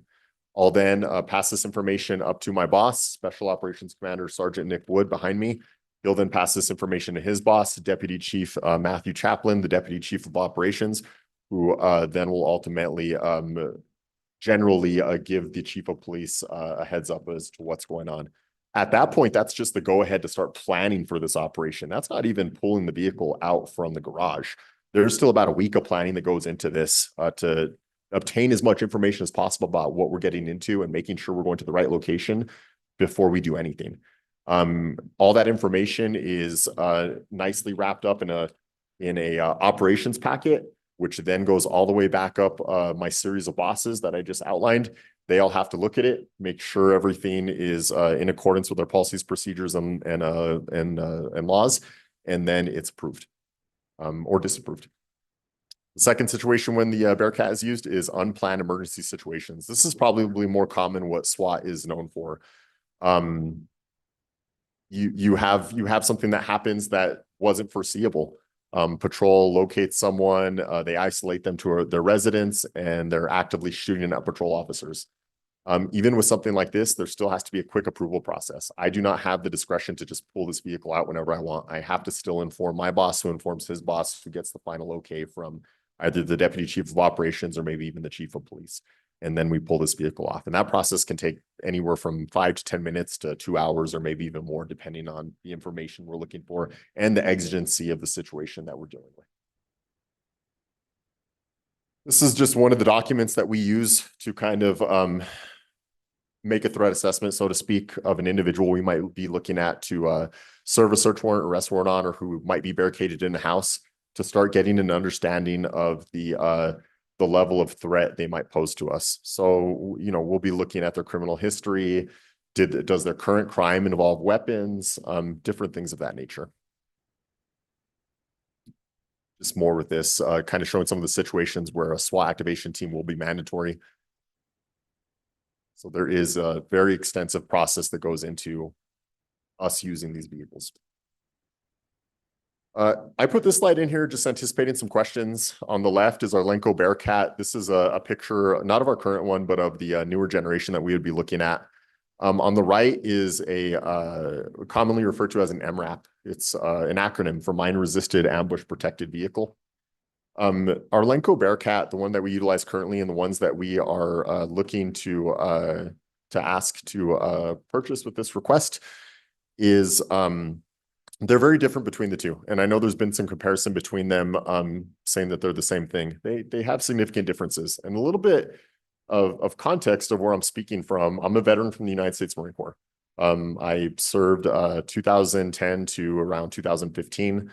I've operated in one of these vehicles to the right before, one of the MRAPs, in a deployment to Afghanistan. So I have first world experience in both of these vehicles, I didn't just read about them or do some research. I did that too, but I've been inside both of them and they are very different.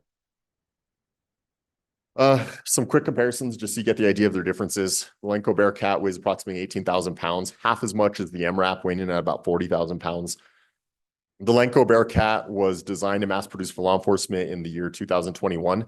The company Lenco has been designing armored vehicles for police departments since 1981. The MRAP, which is commonly compared to the Lenco Bearcat, the program was originated by the military in 2007 for use in the global war on terror, primarily the war in Afghanistan. Occupation fittings, your Lenco Bearcat fits approximately 12 occupants, depending on how it's outfitted. Your MRAP fits 6 occupants. And this is a lot of it, but even though the MRAP is significantly larger, it has a lot more armor protection on the exterior, which makes there being a lot less space on the inside because it has a completely different purpose. Its purpose is built for war. The Lenco Bearcat is built for policing, for these critical situations that don't happen every day, but when they happen, we do need this kind of equipment. More on some of the design features. What makes the MRAP different and more suited to war is its design. It's V-shaped, it has a higher ground clearance. It's designed to provide some protection from improvised explosive devices, rocket propelled grenades, underbody mines. The Lenco Bearcat does not have any such protection. I can't speak to the other part of the proposal, the Bombcat. Our EOD sergeant back here, an EOD commander, he maybe could speak to that, but I can't. And again, I talked earlier about how our Lenco Bearcat is built on a commercial F550 Ford frame. This is something good to know because if we need to service it or anything, it's locally serviceable at a Ford dealership. The MRAP is its own proprietary frame. You need specialized training, specialized mechanics to work on that. And that concludes my presentation. I didn't want to be overbearing with the information, but I wanted to try and give you as much information as possible to make informed decisions. Myself and the chief will stand for any questions you may have. Thank you so much.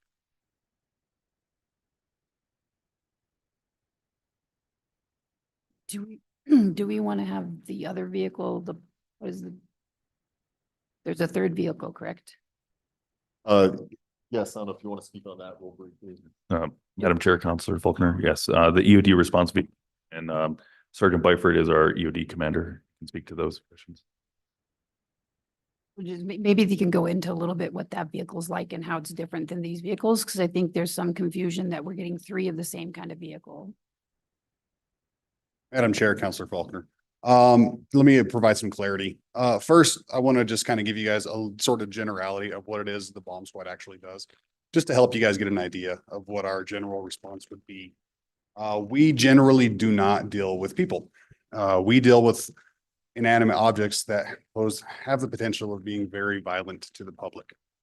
So a general call out for us would be a emergency response from patrol saying a suspicious item or package has been located. From that point, they would either reach out to myself directly or contact Sergeant Nick Wood first to inform them of the situation and what they're dealing with and what they've located. From that point, either whether it be myself or Sergeant Wood that are contacted first, we will then contact each other, whether it's me or him or me. And then Sergeant Wood will then contact Deputy Chief Matthew Champlin, ultimately contacting Chief Paul Joy to notify him of the situation and requesting an emergency call out from the bomb squad. From that point, what we will do is I will contact my team members. We will meet up at the police department where we store our current EOD response vehicle. The current EOD response vehicle is essentially, I would just compare it to a Ryder truck. It's just a large vehicle that carries equipment from A to B with zero protection of any kind. Ammunition, anything like that can go through it like a hot knife through butter. What we do then is when we respond to the scene in said vehicle, we generally have to park down the street and around the corner. The reason being is because that vehicle is my command post for on scene while I'm dealing with any particular situation of a suspicious package or suspicious item. The vehicle doesn't provide us any protection whatsoever. I essentially have to utilize the public's own structures for my protection or my team's protection while we're standing outside getting things ready, equipment ready, whether it be a robot or having to send a bomb technician down to the item in the bomb suit with X-ray equipment, all that good stuff. The difference between the EOD response vehicle that we're requesting and the Bearcats that SWAT is requesting, generally, they're probably going to look mostly the same to the general public. The difference is this one has some explosive protection properties in the armor versus what the Bearcat is going to offer being only rifle round proof, essentially. So as you guys saw in the slide that Sergeant V. Hill provided, a general rifle round shot, 308 rifle round, which is very common in northern New Mexico with the hunting environment and hunting culture. Generally, the velocity speed is just shy of 4,000 feet per second for that round. In an explosion, it varies significantly depending on different types of explosions used or explosive materials used. But we're looking at speeds of at least 20,000 feet per second and much higher. What I'm hoping to ascertain from this purchase is some level of protection for my team to at least be able to get a little bit closer to the scene with our command post. That way we can actually take care of any concerns on a much faster time, on a much faster time scale, and not have the constraint of actually not being able to see what it is we're working with because I'm down the street and around the corner. The EOD response vehicle isn't going to be utilized in any other shape or fashion other than carrying our gear, which is, like I said, X-ray equipment, the suit, the bomb suit itself, and a couple of robots. The vehicle will then serve as the command post on scene once it's parked a little bit closer, not right next to any suspicious items, but close enough for me to actually see what I'm dealing with. And then from that point, we operate from inside the vehicle, which is why I would like some level of protection for the team. So that way we can feel a little bit safer inside as opposed to just being sitting ducks in a tin can, which is what we currently have. It should also be noted that our current EOD response vehicle is broken down. It's probably going to cost more to repair what needs to be repaired than to just outright replace it. We are currently limped as a team. We're utilizing a separate vehicle to keep ourselves active and within compliance. However, that vehicle isn't actually geared towards the needs that we need it for.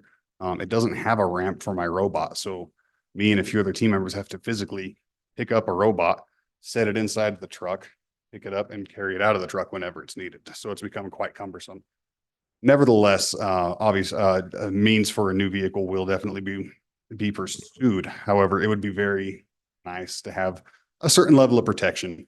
Again, like I said, I can't guarantee or even speak to how much this vehicle would protect us, because it's hard to say when you're talking, speaking in the IED realm. All I can say is that some protection is better than no protection, and that's what we have right now.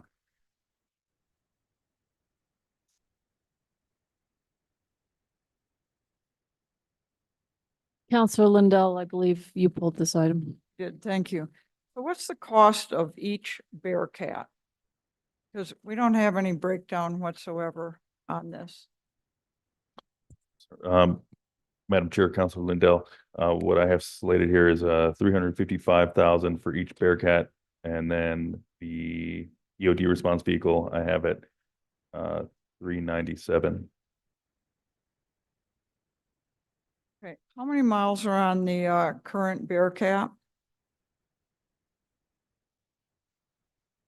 The current Bearcat, I don't have the exact numbers offhand. I would approximate somewhere north or south of 10,000 miles. Now, this might seem like a very low amount of miles because you're thinking of your common car that you drive to work every day. This vehicle and a lot of diesel vehicles, especially like farm equipment, they are tracked on engine hours. So it has spent 20 years of being on scenes and being left idling and running for the entire duration of the work we do. This idling on this vehicle and many years of it is what has caused a lot of the wear and tear on it, not so much the mileage driving around. What on the EOD current vehicle? Well, the one that's broken down, I want to say it was right around 12,000 miles. However, engine hours are, I believe, at last check, we're around 50,000 hours. The current vehicle that we're utilizing is about 9,000 miles. The one that's broken down was purchased in 2008, and the one that we're currently utilizing was purchased in 2010.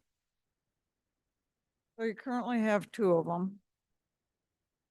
I would say 1.5, because the other one is broken down and it's not going to get repaired. The one we're currently utilizing is the old crime scene vehicle. So do these vehicles, when they're at the scene, do they have to sit and idle for hours on end?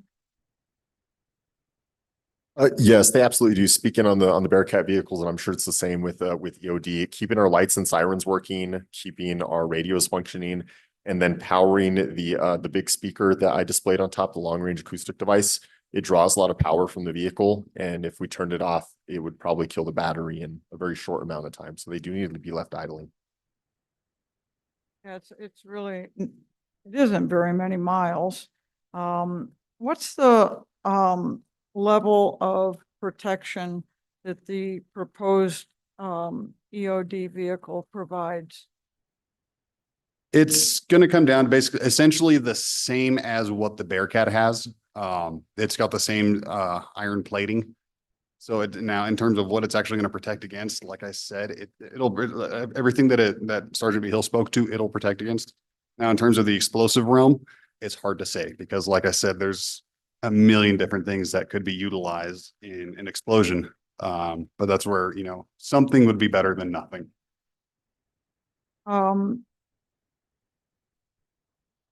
Do municipalities typically have two Bearcats? When I say municipalities, I mean small municipalities like Santa Fe. Madam Chair, Councilor Lindell, it does depend on the size of the agency and the city. What I can say is people like to compare us most often with Rio Rancho. They do have a Bearcat as well as the MRAP that we acquired the 1033 program and gave back in 2020. And I believe, because I spoke with their chief today, actually, they did acquire one additional armored vehicle. So at least two, I think, but I think they have three. Well, places like Las Cruces. Madam Chair, Councilor Lindell, I can't speak for to Las Cruces, but we can find that out certainly. The one I most referenced, I just spoke to the Rio Rancho chief this afternoon. You know, I don't want to buy two Bearcats. I want to buy one. I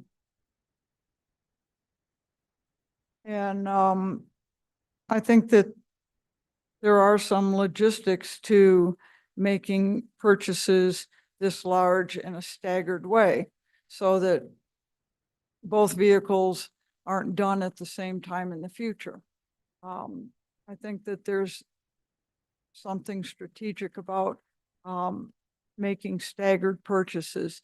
I mean, I'm sure that you know that certainly I can't speak for the other counselors, but we've had many, many, many, many emails of people not wanting us to purchase any of these vehicles. I'm willing to go along with purchasing the EOD and one Bearcat, but I'm not able to support buying two Bearcats. So that's where I am. And Chair, I'd be happy to, now that I have a cost on this, propose an amendment on it, but I'm going to let other people have the floor before I do that. Yeah, I appreciate that. Thank you. Can we also stop the share screen? I don't know what's broadcasting out to the public. But maybe we can get the dais back and the presenters at the podium. Okay, other questions from this committee?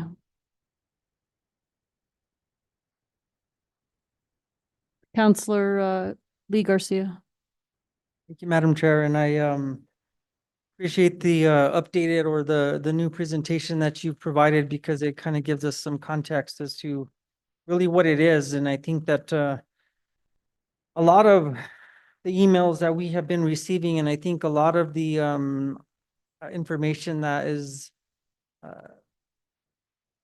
a lot of it, I think, is a point of perspective from the community. They don't understand what you're requesting and what we're doing here. I know I had some questions during Public Works and Utilities, and I think that was the first committee that it came to. There was quite a lot more dialogue at Quality of Life, and now we're at Finance. And so I think question that I may have in regards to this is, do we have the resources in the police department to deploy these vehicles? For sure, the two Bearcats, obviously, and I'm speaking to SWAT, because the SWAT team, let's say, for example, you are charged with going out to two different locations. Do you have enough SWAT officers to utilize both of these vehicles? I'm sure council members, thank you for that question. That's a great question. Our SWAT team is comprised of 19 members. It's important to know it's not just those members that go out to these scenes.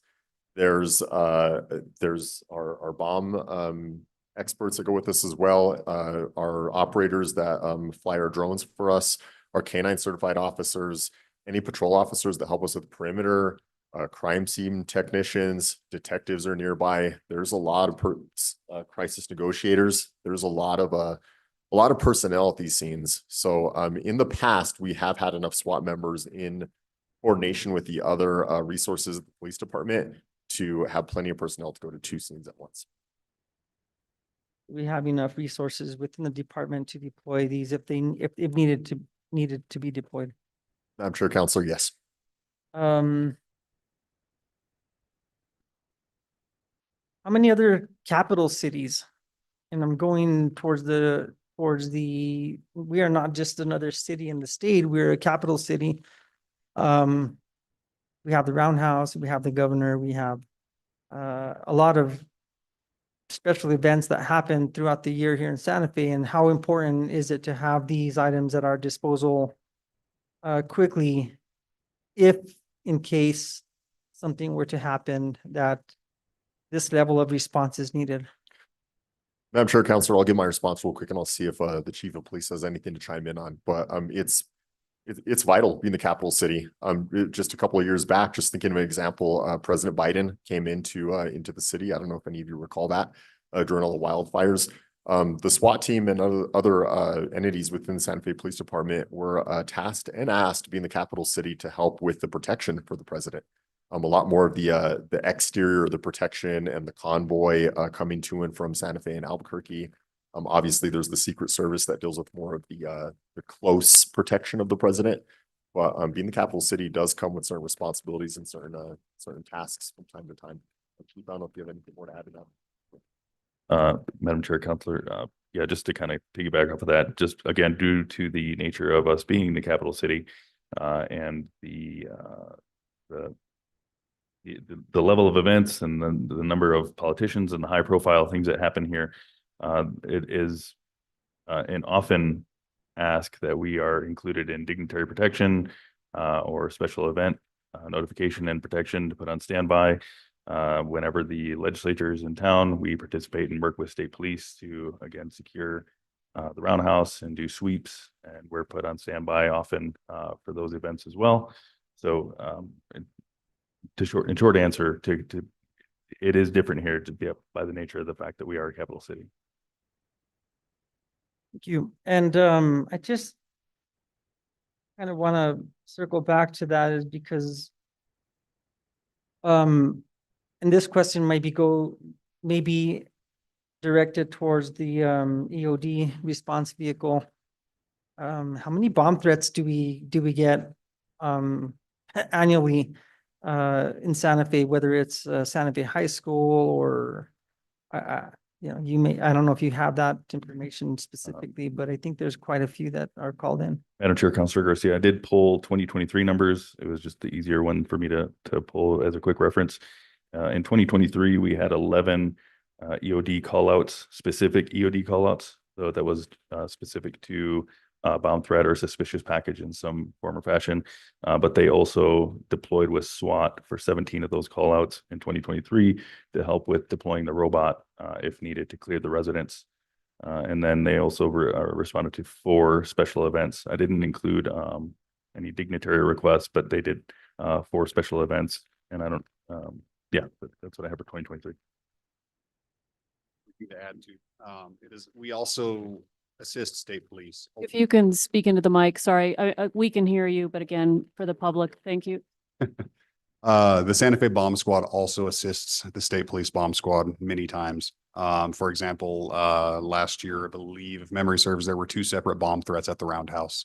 It is the state capital, so of course, state police takes priority over the investigation. However, we're here, so we're able to rapidly respond and get things going for them and assist them until they can get on scene and take over. Thank you very much for that response. And I think as this alludes to us as not only a capital city, but a police force that we're trying to minimize and mitigate the amount of crime that's happening in our city. And I know that these vehicles are very specialized in how they're used. And the perspective that I take from this is that when you need it, and it has to be available and working in order to be deployed. And I think that from what I've listened to at the previous 2 committee levels is that you take this very seriously in how they are being treated, how they are being utilized. And from the perspective that I'm hearing is that these vehicles aren't pulled out just to try to intimidate someone. It's just, they are tools that you need from the perspective of a police force to do the job that you're being asked to by the community. Because I think that at the end of the day, we can all have a perspective, but when worst case scenario hits at our doorstep, I don't think that many times your perspective can change. And so I think those are the questions that I had. And I appreciate the dialogue. Thank you. Other questions from the committee? Counselor Cassett? Thank you so much, Madam Chair, and thank you all so much for being here. And thank you for the presentation because you literally went down the line of all my questions and answered them. So I think I primarily have comments. I do want to recognize, you know, a number of individuals from the public did email me about this. However, even more frequently am I hearing from the public. As I've already mentioned multiple times today, I represent part of the Cerritos Road corridor. And there have been a number of incidences where I know that SWAT has come out. There have been some, I believe, some drug busts. There's been some violence that has happened. I know that on one of the streets, I heard stories of somebody coming out and there were guns and SWAT was there. I agree with Counselor Garcia that when you need these, you need these. My son's preschool had a suspicious package a few years ago, a couple of years ago maybe, where they had to shelter in place. And, you know, is that a religious institution that can be frequently targeted? And the bomb squad was there very quickly. I knew because I was down the street because I wasn't allowed to go any further. But knowing that team was able to respond so quickly, I think is really important. I do think that we sometimes get this sense of security that these bad things aren't going to happen here or they're not going to happen to us. And I disagree. I think that we have seen time and time again that having a police force that is ready for emergencies is important. The responsibility that comes with having these types of vehicles, this types of equipment is also crucial. And that is where, you know, this falls on you, Chief, City Manager, and on us. You know, of course, that is important that we stay on top of that, making sure that these are used appropriately, but when they're needed, they are needed. I also hear so frequently, again, from so many members of my constituents about how we need to make sure we have enough police. How many vacancies do we have right now, Chief? Madam Chair, Counselor Katz, we have 22 vacancies. I was about to say, hey, 22 you vacancies. deserve a party. No, we're planning 2 lateral officer interviews next week, but I'm getting the numbers, but 22 vacancies. 22 vacancies. And I remember, oh gosh, last year, maybe we got down to 17 and that was very exciting because we only had I forget what the percentage is. What's our vacancy percentage? Do you know? Off the top of my head, I wouldn't be able to do the fast math, but it's around, I'd say 15% right now. Yeah, I can't do that fast math either. And I don't know how we feel that we can actually attract officers and keep officers if we are not providing them with the equipment that they need to do the job safely. I wouldn't do this job. I wouldn't. And I know a lot of people wouldn't. And so the fact that there are individuals in our community who go out and do this work, it's important. Again, how we make sure that is used responsibly, that everyone is doing their job responsibly is crucial as well. But for me, it's not about, you know, what you have, but how it is utilized. What are the policies? What are the procedures?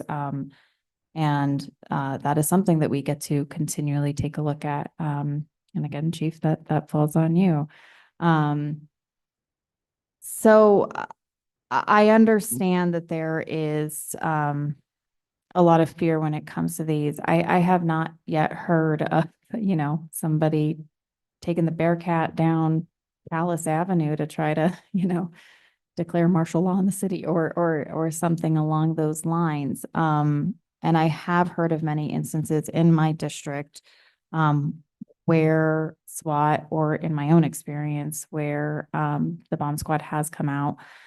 Are you guys actually called the bomb squad, or we just call you that because that's common vernacular? Our name per policy is EOD. EOD. Commonly referred to as the bomb squad. Wonderful. Got it. Where EOD has come out. And so I am in support of this, and I understand, you know, this is a community that that there is a lot of focus on how do we create a peaceful community. But I had a constituent tell me today that, that they felt that the people that were perpetuating crimes or perpetrating crimes, excuse me, and perpetuating them, in their neighborhood, had more protections than they did. And I understand why they feel that way. You know, they have had a number of instances where this has occurred. They have a number of houses on their streets that that I know are on our lists, but that are being watched. The other piece that I often think about is, you know, we have a lot of concern around police violence. And of course, this is where this conversation is coming from. And again, this goes back to how we responsibly utilize. But this is why, you know, I remember when the robots were coming up and I was like, well, that sounds like a better idea, because if you're sending a robot in and somebody shoots a robot, you're not worried about your life. Or if you have the protection, you know, that is your protection, as opposed to only having a gun for protection if somebody is going to try to attack a police officer, which does occur. And so I often think about it in that perspective of how these are utilized as protection, because I would much rather you have this as your line of protection as opposed to only having your gun. Or having the robot being able to be deployed into these dangerous situations as opposed to our officers. Because I do believe that officers going in, that probably poses a greater risk to both our team as well as the public. And so again, this comes back to how are these used? How are these used responsibly? And what are the, you know, mechanisms of oversight that we have to make sure that those are occurring? And I guess, Chief, that would be a question for you. You know, obviously these all report up to you. You're going to get this information. We have our updated body cams. And so I know that we have a lot of cameras on any scene at any given time. That the same for both SWAT and EOD? Madam Chair, Councilor Katz, that is true. Yes. All of our personnel, if they're on the scene, they have their body cams activated. And so if there was, have we had complaints about either of these vehicles being used inappropriately? Not aware of any. I don't- So our Sergeant Wood, our Special Operations Commander, he's been in the SWAT team since 2008. And so he gave me the shaking head that he's not aware of any. So And we've had a Bearcat available to us since, the Bearcat's been, the one that we have currently has been with us since 2006. okay, so at least we know since 2008. So over 10 years, 16 years, is that the math? There. That we have not had a complaint of these vehicles being used inappropriately. And I think that, again, that is important. And that is something for us to watch and something for us to consider. And then, Chief, what is the oversight mechanism that we do have available to us? You know, are each of the deployments reviewed? You know, how does this? Madam Chair, Councilor, yes. So it is part of, you saw all the buildup that goes into preparing for a deployment and getting the approval for a deployment. They also are required to do an after action and a debrief to talk about basically, again, an overview of what the plan was, how was it executed? Were there any issues? Were there things that they could have done better? Or did it go well? Did it go as planned? How much overtime was used in the operation? Was any munitions fired? Any less lethal used? How long did it take? The personnel that went out for it. So that's all included in the after action. Okay. Well, thank you for that information. I do think that that is helpful. And I know that this is a really challenging conversation. But I have both seen the benefits, heard from my community about some of the benefits and the ways that these have been used. And I do think that it does speak very loudly that we haven't had an incident with the utilization of either of these vehicles that have come to the forefront. I do think that says a lot. Councilor Lindell's, I think, point about not having both of these break down at the same point, there is some question there in terms of how, I know that we've staggered purchases of police vehicles in the past for that exact reason. So I'm curious why that was not chosen for this scenario here. So, yeah, it's a multifaceted question here. One is, it wasn't until recently that the funding became available to get the two. We've been asking for two, I believe since we got the one in 2006. This precedes me as far as in this role here, and I was never on the SWAT team. But it's always been the preference to have two vehicles. There was a time when the department did have the MRAP as their secondary vehicle, which was their backup. And then when that was given back and now is with Rio Rancho, it was with the understanding, it's like, okay, but that puts us back down to one. We are going to need another one for these responses. And then it's on us as a department to handle them appropriately and manage them correctly and make sure that we don't have two that are going down at any given time. I don't know if that really answered your question, but I want to ramble at you. I'm sure, counselors, the only thing I'd probably add to that is ideally, I think maybe 5 years ago, when we had 5 years of life left in our current Bearcat, that might have been the more ideal time in hindsight to get that staggered request that you're speaking on. To my knowledge, funding and just the stars weren't aligned. COVID was kind of coming around that time shortly after that, and some different things that were impacting the possibility of that occurring. And as the chief just spoke to, now these funds are available. It's ideal that we have at least two. Again, my presentation, one of the biggest things to me is the lives of the people I take care of, my family, essentially, my professional work family. The people that I send to the back, I want to know they're just as protected as the people in the front. That's all I can say about that. I would, from a fiscal standpoint, and longevity standpoint, sure, could we maybe stagger these requests? But for safety, for the people that are going to these scenes, just 4 days ago, we went to one after our last finance meeting here. We had one. I got home and half an hour later, after seeing my kids, I got the phone call, and my team, every single one answered the call. They came out. No one said I can't. No one said no. We support each other like that. And I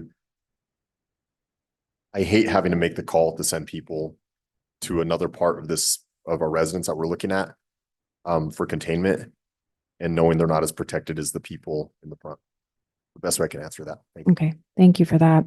Well, no further questions. I think that maybe that conversation around oversight of utilization, that might be, where this medium is, because I do understand, again, there's some larger concerns in the community, and making sure that we continue to utilize these appropriately, and that we have that piece. So I would be open to more conversations around that as well, because I understand that transparency of how these are used and that they are used precisely what they should be for, is extremely crucial. So, thank you, Madam Chair.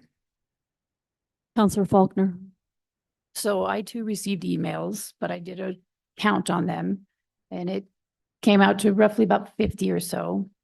And what's the general population, would you guess, in the city of Santa Fe that you have to protect and serve? Madam Chair, Councilor Faulkner, as far as like citizens go, I think we're around 85 to 90,000, not including tourists and other folks who are coming in to visit. Yeah, so I also got a lot of phone calls and a lot of conversations from the people in my district around this purchase. And I can tell you it was way more than 50 people who wanted this purchase to happen in my district for the same reasons Councilor Cassett mentioned about in her district. Some of the districts in our community are facing crime at a level that we've never seen before. And so one of the questions I have is, could you just kind of describe, mostly for the public, so you pull up in the front, then you have to put some guys in the back. And if there isn't another vehicle, how do they protect themselves? And they're being shot at, I'm assuming, possibly? Madam Chair, Counselor, for these situations, primarily SWAT is being called out 9 times out of 10 because there's that strong possibility that they may be shot at. To answer your last question there. I'm sorry, I just had a lapse. Can you go with your first question again, please? Well, just like the process. So guys deploy, some are in the Bearcat in the front, right? And then at some point you're gonna have to put guys in the back, right? To contain the Co- scene. Correct. The people in the back or our personnel who go anywhere else to keep containment on this location that we're looking at. Aside from the ones behind the Bearcat with that level 4 protection from bullets, they do the best they can. That's the best way I can describe it. Primarily they'll use issued police vehicles at this point, which most of our police vehicles, to my understanding, are not rated to stop any bullets whatsoever. Some of our vehicles are outfitted with what's called level 3A armor, which does stop some pistol munitions. But if there's rifle fire shot to the back or to the sides or anywhere that's not where we have a Bearcat, a level 4 armored vehicle, they're gonna have to do the best they can. They're very much unprotected. And is it more likely or less likely that they'll have to engage when they're being shot at if they're behind the Bearcat or without it? It's all situational dependent, but with kind of a broad question like that, more often than not, if they had a piece of armor back there, they'd have to return fire and take appropriate deadly force, because as our use of force policy states, it's authorized if there's an imminent threat of deadly harm towards officers or citizens.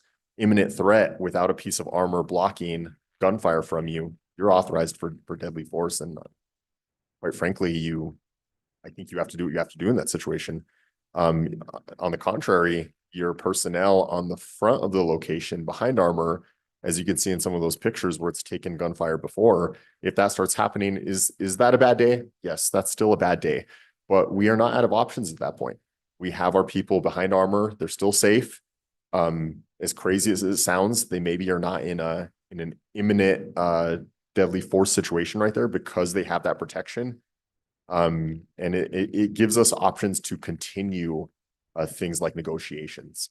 The activation we had the other night that I've referred to a few times, 4 or 5 nights ago, that was a perfect example. So the suspect we were dealing with, he wouldn't answer his phone. We did some research to try and contact him over a phone to try and get our negotiators to ask this gentleman to step out and comply with our instructions. Wouldn't answer his phone. We introduced, and I'm not going to get too much into tactics, we introduced some other things to try and establish communications with this person. Wouldn't establish communications with us. He wouldn't answer his phones, anything we would attempt. Finally, we had one of our negotiators come get inside our Bearcat, our 20-year-old Bearcat, sit in the front, get on the long-range acoustic device, the big speaker, and try some trained crisis negotiated tactics, communication to see if he could talk this person to coming out and complying with instructions.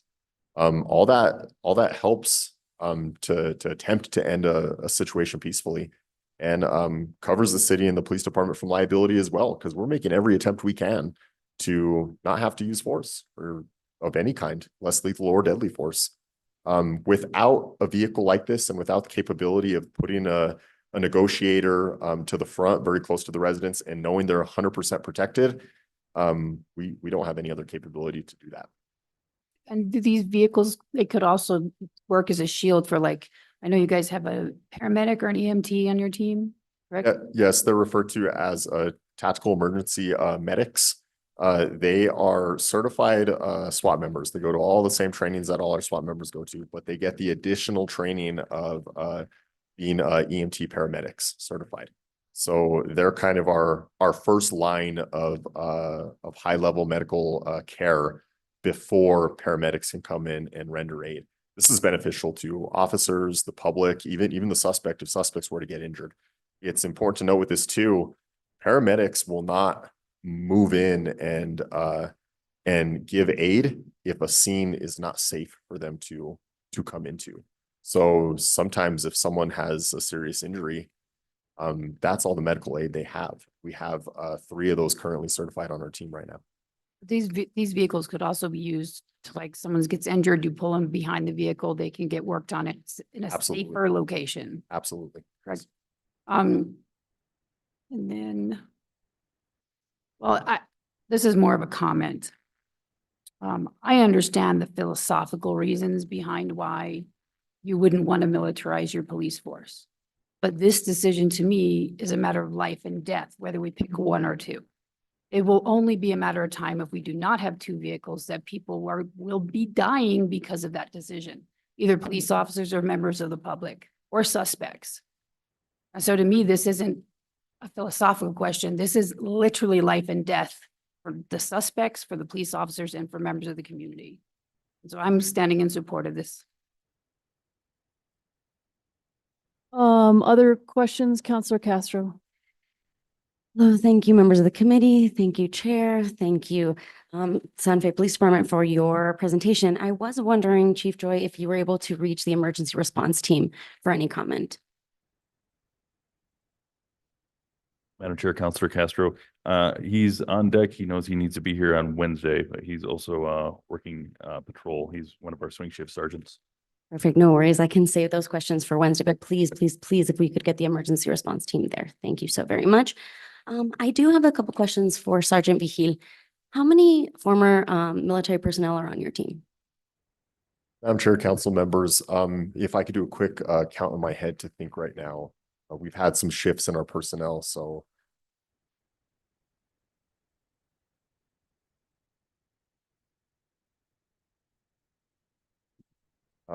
Currently 3 or 4, don't quote me on the exact numbers, but it's a little bit lower right now.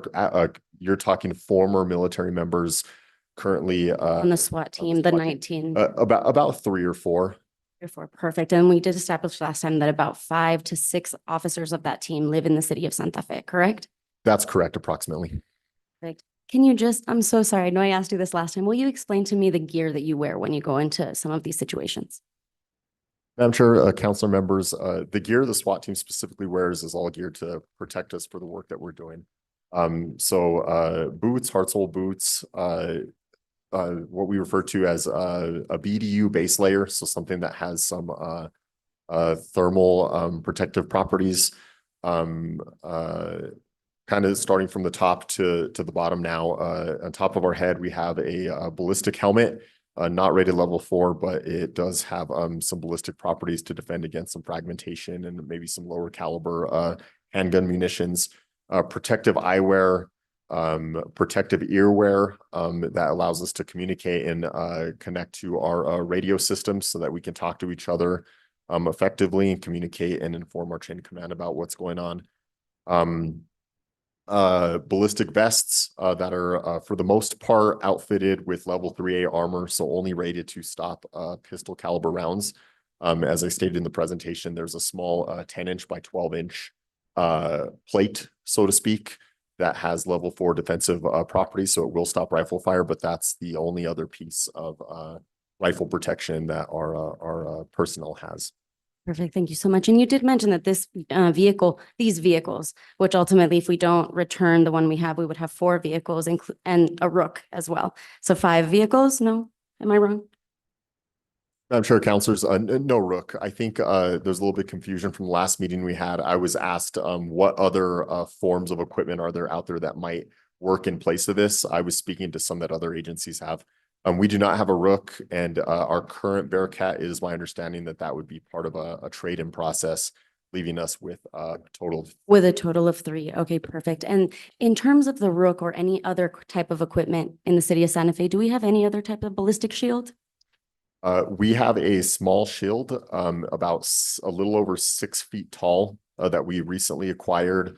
It's only enough coverage to cover one operator, so about the size of a person. It's kind of our last resort if we're in an environment that we can't get a Bearcat into or something like that. So say a hallway or an apartment building, like a 3rd-story apartment building where you can't get a vehicle up to. That's our only thing we have right now. Yeah, and in my neighborhood, unfortunately, we are getting some higher apartment complexes, and so I imagine that's where you might use some of those. I will mention that I would suggest some counselors look at their spam folders. I think some of our emails got sent into our junk folder, but I think there was more than 50. I definitely got more than 50 responses. And unfortunately, Chief Joy, I'm going to have to give you a complaint about the Bearcat because in my neighborhood, it is particularly loud and disturbing. I've had officers parked outside of my house for 2 days in a row, making community members feel very uncomfortable. It isn't a great situation when you feel over-policed in your communities. And one of the things that I will point out in the Community Health and Safety Report is that they are saying military-style vehicles. So when I see a Bearcat and I see an MRAP, I see as a civilian, because I'm not used to these vehicles, very little difference. And I feel very much the same when I see those vehicles. So just putting it out there that I personally don't like to see these vehicles in my neighborhood, but I do appreciate the safety and support. I will move on to the next point, though. In your presentation, you said that in the purple, there was presentations and other uses. Can you explain to me what that looks like and what that is about? I'm sure council members, absolutely. So the presentations, that's primarily a service that the department SWAT team has been offering to the citizens of Santa Fe. They're active shooter presentations. So upon request from organizations, businesses within Santa Fe, schools, different entities, the request will typically go to our Special Operations Commander, Sergeant Nick Wood. He'll pass on the request to me. And what they're really looking for is a little bit of guidance and a little bit of suggestions from the police department as to what they can maybe do and what they can maybe look at to prevent active shooter situations from happening at their place of business. And we're taking our Bearcat out to these events. No, we're not taking a Bearcat out to those events. Okay, so why was it on our presentation as one of the uses for the SWAT team? It's just the SWAT team in general? Madam Chair, Counselor, that graph was pulled from my end of year stats from last year and a little comparison I made for the Citizens Academy where we invite the citizens to come and kind of educate them on some of the uses of these things. So when I gave the presentation, I had made a note, just focus on the red and the green graph, I believe, because those are the ones particular to where the Bearcat is pulled out. Perfect. Thank you for that clarification. How much does it cost us to maintain and house this vehicle 365 days a year?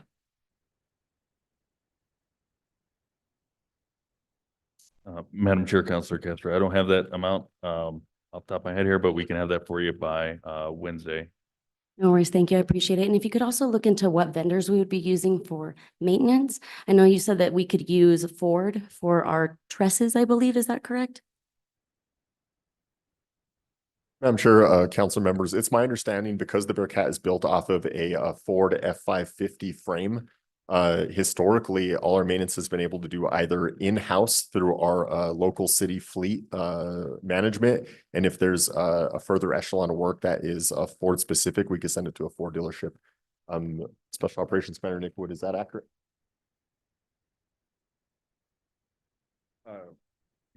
Good evening, all. Yes, most of the upkeep is done at our warehouse. Sometimes, like in the last 2 or 3 years ago, we had some issues with it that they couldn't identify. So they sent it over to Capital Ford, which is common for the procedure with our fleet when it's a Ford vehicle or something like that. And things like windshields, updating our mechanical equipment on this, some of the video equipment, where would we get that locally? Madam Chair, Councilor Castro, we would probably have to send that to directly to Lenco. Directly to Lanco. That's the Sorry, I turned my mic off. That's the manufacturer, just to be clear for the public. Yes, that is the manufacturer of the Bearcat, the vehicle. Perfect. And what would those repairs and that travel cost us? Do we know? Madam Chair, Councilor Castro, I don't know that cost off the top of my head. I believe Lenco is in Massachusetts. So it would be a costly expense to send it back to Lenco. Okay. Thank you so much. I do have some questions, but I think I'm going to reserve some of those for Wednesday because some of the folks might actually be in the room. I really do appreciate all of you. I did want to sort of make a plea to the police department that if there's any way that we could pivot from this type of armored vehicle to foot patrols, to having more community policing, I think it would really benefit us. The gentleman that was shot at Sonic in my district passed away, and there was no response from the city. There was no follow-up from the police department. There was no follow-up from media. If we really want to take care of our community members, we're out there without any armored vehicles, without any protection, and we're dealing with the same weapons that you are. So please, we would really love to see you out there in our community. No further questions. Counselor Lindell. Yeah, in talking about this, I mean, it's obvious that this is going to pass. So I'm not going to bring an amendment about it, but I'm not going to be able to support this. But I do have one more question. There's 19 people on the team, right? I'm sure counselors, currently 13 active members, there's 19 spots. As of, I'd say about 6 months ago, it was a fully staffed team. Again, without going too much into detail, not taking too much of the council's time, our personnel rotation kind of ebbs and flows. So right now it's at a lower point. We have a series of testing coming up as early as this Monday, where we will likely be up to 19 members here very soon. So if you've got 13 members, how many people like at this moment, are in the city that are on the SWAT team? I'm sure counselors at this moment, there's 13 currently on the SWAT team In the city in the city. that live in Santa Fe that would be able to be deployed immediately to a situation? No, I apologize. I misunderstood your question. There's approximately 5 or 6 that currently live in the city, myself included. The remainder of the team primarily travels from Rio Rancho or from an exterior or a surrounding jurisdiction. Common with a lot of our police force. Unfortunately, the cost of living is a little too high for a lot of our police force. I get that, but that's concerning in and of itself, that we have 13 members and we have, say we have some SWAT disaster here tonight. We have to contact people, have them get ready and get here. So it's at least an hour. Madam Chair, Counselor, to speak on that, patrol officers are the tip of the spear for all these situations. No matter what happens, they're going to be the first ones to get there, whether it's an active shooter, whether it's someone, think of the most horrendous thing happening. They are the earliest response that you're going to receive. SWAT responds as fast as they can. I know it's as fast as we can, but my point is that having SWAT members living in Rio Rancho is not ideal.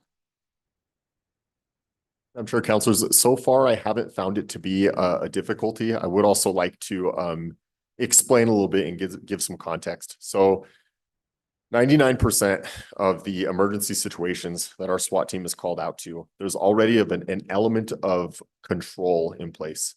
So to give you an example, you have a suspect who's committed a violent felony crime and they're armed with a weapon. Patrol has located where they're at. They've confirmed 100% they're inside a location. This person is yelling that they're not going to give up. They're not going to go back to jail.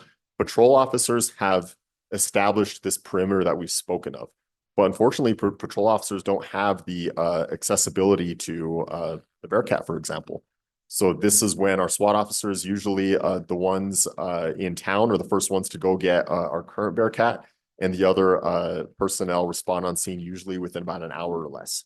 So there is an element of control established first, and then the SWAT team arrives later on. In a perfect world, I really do wish we can all afford to live here in Santa Fe and respond much quicker. It's just not feasible right now for a lot of our officers. Thank you. Thank you, Chair. Thank you. I know it's late and I really apologize for the folks who were on the GO bond who, I should have put you ahead of this, my error. I do have a few questions. And I guess I'm a little bit confused. You have a picture of this MRAP. Is that for comparison against the Bearcat? Because for a minute there, I thought you were buying it. Madam Chair, Counselor, I'm sorry for not having it very clear in my presentation as to the differences there. I purely wanted to put that up there as a compare and contrast. I know there's been some of the perception from the public that we are looking to buy vehicles in warfare. And I wanted to make the comparison for everyone here that this is not the same kind of vehicle that is used overseas in military warfare theater environments. It's designed and used by hundreds and hundreds of law enforcement municipal agencies across the nation. It was purely there for comparison. Okay. If you make the same presentation Wednesday night, would you make that clear up front? Because I either the night is late and I missed it, but I thought initially we were buying 2 of those and this thing and then the EOD, but then I'm looking at the material and not seeing mention of the MRAP. So very helpful to understand that is there to help the community understand what a military style vehicle is versus the Lenco Bearcat, which I guess just for emphasis, you're saying is used in policing in cities, not in war. You wouldn't use this vehicle in war. Madam Chair, Councilors, that's accurate. It would not be used in warfare. It's currently not used in warfare. It's only used for policing. And to go back to your first statement, I will absolutely make that correction and make it clear for what. Okay, thank you. And you're talking about a Lenco Bearcat. Do you have to go to RFP for this, or can you actually buy? I mean, is Lenco the only company that buys it? Are they all called MCATs? How does that work? To my knowledge and through my research and through my experience, Elenco is the longest standing and most trusted provider of these vehicles. They're the primary one used by law enforcement agencies throughout the country. That's why we're not putting consideration into anything else. Okay, and can you operate or can you activate actually, never mind. Let's talk about the EOD for a minute. Those questions. Okay, so the EOD, what does EOD stand for? Madam Chair, EOD stands for Explosive Ordnance Disposal. And we have one currently. It's broken. How many do we have currently? We're essentially utilizing 2 because the primary is broken down. Oh, wait a minute. Madam Chair, just to clarify too, the vehicles that they're using are not EOD vehicles. They're vehicles that EOD is using. Those kind of the words are important. The vehicles that we're currently using are what we would consider like soft shell vehicles that they so it's an old crime scene unit truck that we're using currently. And I think before that, it was another type of like a shuttle van. So we don't own any real EODs. Back when we say real, right? The vehicles they're using are not EOD vehicles. Okay, but we have 2 that we're using and one's broken. That is correct. But this would be a substantial upgrade because it's actually an EOD vehicle. That is correct. Okay, and how, I think this question was answered, but I'm going to ask it again. How often do we use the EOD? Maybe that was just answer it. I had pulled up from last year's numbers. Okay, this is the 2023. 2023. We had 11 EOD callouts, 17 robots, 4 special events. What were the special events? Do you mean, is that the community events like Touch the Big Truck, or that was what was? Madam what Chair, were we talking no. about? The special events are generally Zozobra, fiestas, Thank you. legislation for the state. Legislature, And yeah. I'm forgetting what the 4th was for that year, but that's what they're those events where the bomb squad actually comes out and does bomb sweeps for dignitary protection and so forth. Okay. All right. Thank you. That's helpful. Hold on.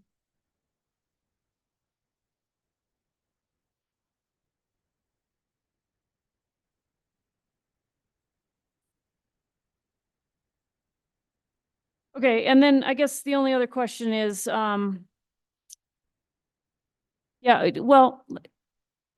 Chief, you mentioned, so I remember, I think it was in my first term, we did have a military vehicle that was purchased through the federal program, the what do you call it, 530 or something like that.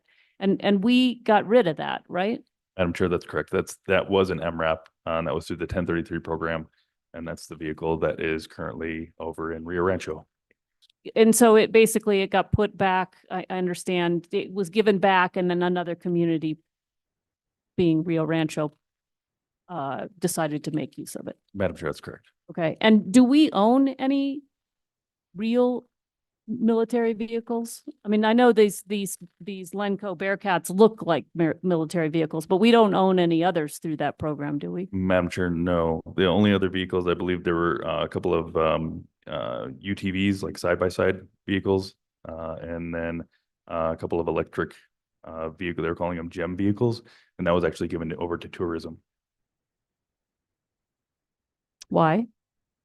We had no use for the GEM vehicles.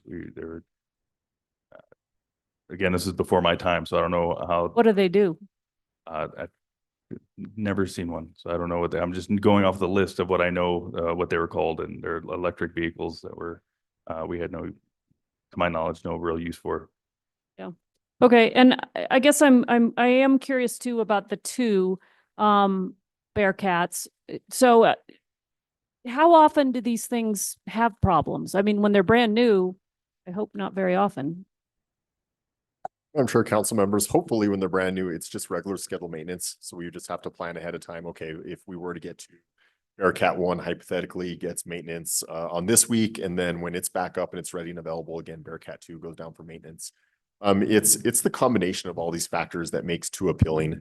The added security for both front and back of the residents, and then additionally the multiple location search and arrest warrants that we have to do, which we had a total of 4 last year that we had to do at least 2 locations. One of those was 4 locations. So they, in my opinion, there is definitely use for 2. Okay, and I guess my last question is, and I'm just going to ask you this directly because, we have received quite a few emails on this, and the community being very concerned that we are militarizing,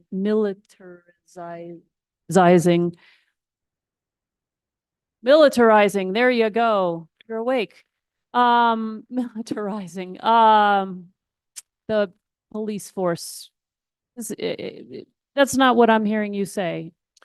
Madam Chair, no, they're not even in the same league, really. These vehicles are transport vehicles, they're response and rescue vehicles. They are not vehicles meant for or intended for or would even be useful in a realm of war. And Chief, I've asked you directly, and I think Councilor Cassett, you understand the responsibility of having vehicles like this and using them properly and not in a way that's I don't know what the right word is. It's too late. Dangerous, responsibly, not harassing the community, but really pulling them out to do the dangerous work that you all need them to do, but recognizing responsibility of having this equipment. And I think it's just important to hear you say it. Yes, Madam Chair, I take this responsibility greatly. And just kind of when we talk about the limited number of deployments over any given year, I think is a testament to the fact that we take each deployment and request for deployment very seriously. And again, looking at the 2023 numbers where we had 83,390 some calls for service, and we used the Bearcat 17 times. We take this very seriously, and these aren't toys. These aren't things to play with, and they're not things certainly to scare the community that we're tasked with taking care of and being responsible for. Right. And how many calls for service? You didn't say that louder. In 2023, we had 83,390 calls for service in total. Yeah. Okay. And I had one other question.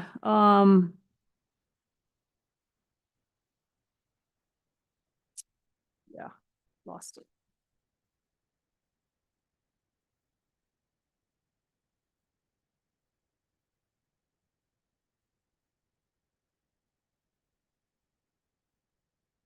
Yeah, sorry, we're not taking petitions from the floor right now.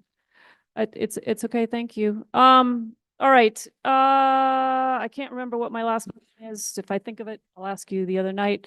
Or do we have any other questions from the committee? Are we ready for a motion? Motion to approve. Second. We have a motion and a second to approve this item. Can we get a roll call, please? Certainly, Councillor Cassett, Yes. Councillor Lindell, Councillor Faulkner, Yes. Councillor Lee Garcia, Yes. Councillor Merworth. Yes. Motion passes. Okay, thank you for being here. Thank you for the presentation. I think it's very helpful to get that all in one kind of package. Appreciate it. All right, we are on to our last item. I'm very sorry. I should have moved this ahead of the thing. Hindsight's 2020. Request for approval of a budget amendment resolution to allocate $1,120,000 from the half GRT increment for infrastructure fund available balance to fund repairs and upgrades to the, oh, no. Madam Chair, We already did that one. We already did that one. Thank you. Consideration, this is AR. Consideration of Resolution 2024, a resolution proposing a ballot question to be submitted to the City of Santa Fe voters during the November 5th, 2024 general election relating to the city issuance of a general obligation bond in the maximum principal amount of $25 million to be repaid from property taxes to construct, design, equip, and improve roads and streets within the city. We have Director Oster, Director Wheeler, and Counselor Cassett. I apologize. I would not have pulled this item at this time had I known that we would be hearing it at 9:15 on a Monday night, 9:16. I will be quick because honestly, that bond presentation did answer a number of my questions. Truly appreciated it. A couple things that I did want to touch on. Councilor Lee Garcia did touch on this earlier about having to expend these dollars within 3 years. We have a pretty extensive list. At the same time, we have all these one-time expenditures that are coming through, as well as the infrastructure dollars coming in from the state, which also have a timeline. So Director Wheeler, that's a lot of spending that has to occur on pretty tight timelines within your department. I'm not sure concerned is the word, but I am curious what it is, how are we going to get these dollars out the door? What are we going to need to do to get these dollars out the door if this does pass? We want to make sure that this is money that we are not wasting any of it that is coming in. Thank you so much for that question, Councilor Cassett. I've actually been working on that question for the last 3 years since I've heard of the Inflation Reduction Act coming our way, the ARPA money. I'll never forget, I was sitting in my living room thinking, oh my God, we need capacity. And so what you might have noticed over the past few years is that we pass on-call contracts. So we always have on-call pavers, multiples. We have 4 now, 4 large ones. Some of our work that we've done with these vendors has actually created another company that does this work for us. We have on-call engineers. You've seen them on this agenda actually that's moving through right now. So we've done some of the work up front for the procurement, which is a huge part of being able to move fast. The on-call engineering contracts that you're seeing come through took a year to procure. So that's one of the big ways that we do it. Most of the state money is not for paving. It's almost none of it is for, right? So we got a lot of money coming into parks. We'll be in design for the road to the airport. We'll be in design for something. We have the Pacheco Street improvements. Those are sidewalks. So we have a pie chart of where that money is going, and very little of it actually goes to roads, although we certainly hope Arroyo de los Chamisos crossing gets some attention soon because we really need to build that road. And we're getting close on the design. We definitely have been talking about strategies inside the team about particularly deploying this bond. Not only because we have to meet the compliance that Director Oster will be certifying, but also because we want to deploy the improvements to the community. Some of these roads are really urgently needed.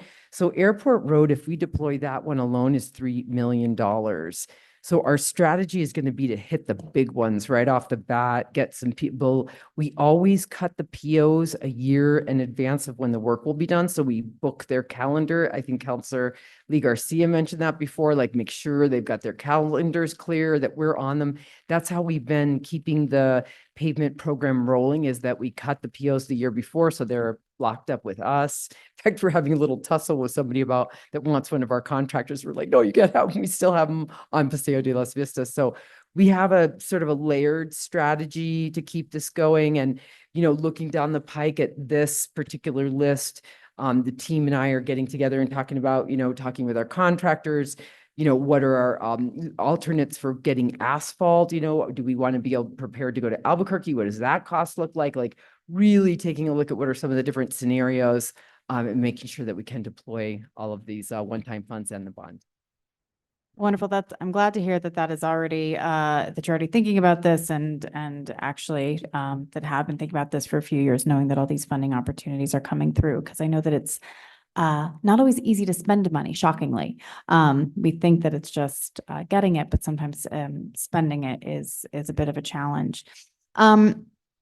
The only other question that I really had that was not answered earlier had to do with, we've been doing a lot of patching. We've been doing a lot of Band-Aid work, and that Band-Aid work also costs money. So I'm curious how, if this bond were to pass, if the voters were to approve it, how does this impact the public works budget in other ways, with other projects that are not on here that we've been, kind of piecemealing together. Is that?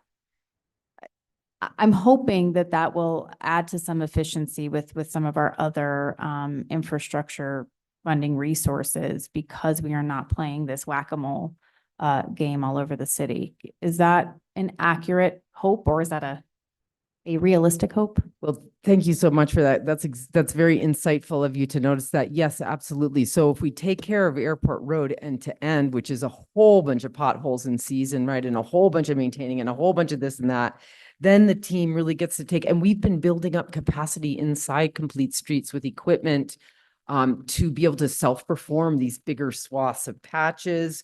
So it will really allow us to have such a sort of like a double impact, right? So you get the milling and filling done, the pavement replacement on these roads, and then the team can really focus on other places and make a much better dent and improvements in those areas. So that's really well said. I think it will leverage our operating dollars to make much more results for the community. That's wonderful. Do you happen to have probably not right now, but could you get an estimate as to how much money we're spending playing whack-a-mole? Because I really like that phrase right now at 9:22 at night. Well, I think that would be difficult to do because that's the whole, I mean, I think if Felipe and Marcos were still here, they'd say that's all they do. So their entire budget is that. And in this way, they'll be able to be a little bit more strategic and it'll take some of the just running around just to cover the worst bits off of their plate and allow them to really make some progress. Okay, wonderful. Sounds good. I do not have any further questions at this time. Thank you so much for staying so late. Yeah, really apologize about Sure, I'm not any hungrier than you are. I'm starving. Other questions from the committee? Is there a motion? Motion to approve. Second. Motion and a second to approve this item. Roll call. Please. Thank you, Madam Chair. Counselor Cassett, Yes. Counselor Lindell, Counselor Faulkner, Yes. Counselor Lee Garcia, Yes. Chair Romero Worth. Yes. Motion passes. Okay, we don't have any action items. We've had plenty of action tonight. No executive session. Matters from staff. None at this time. Fantastic. Matters from the committee. Please tell me you have none. Matters from the chair. Our next meeting, Monday, August 26th. We are adjourned. Thank you, everyone. Good work.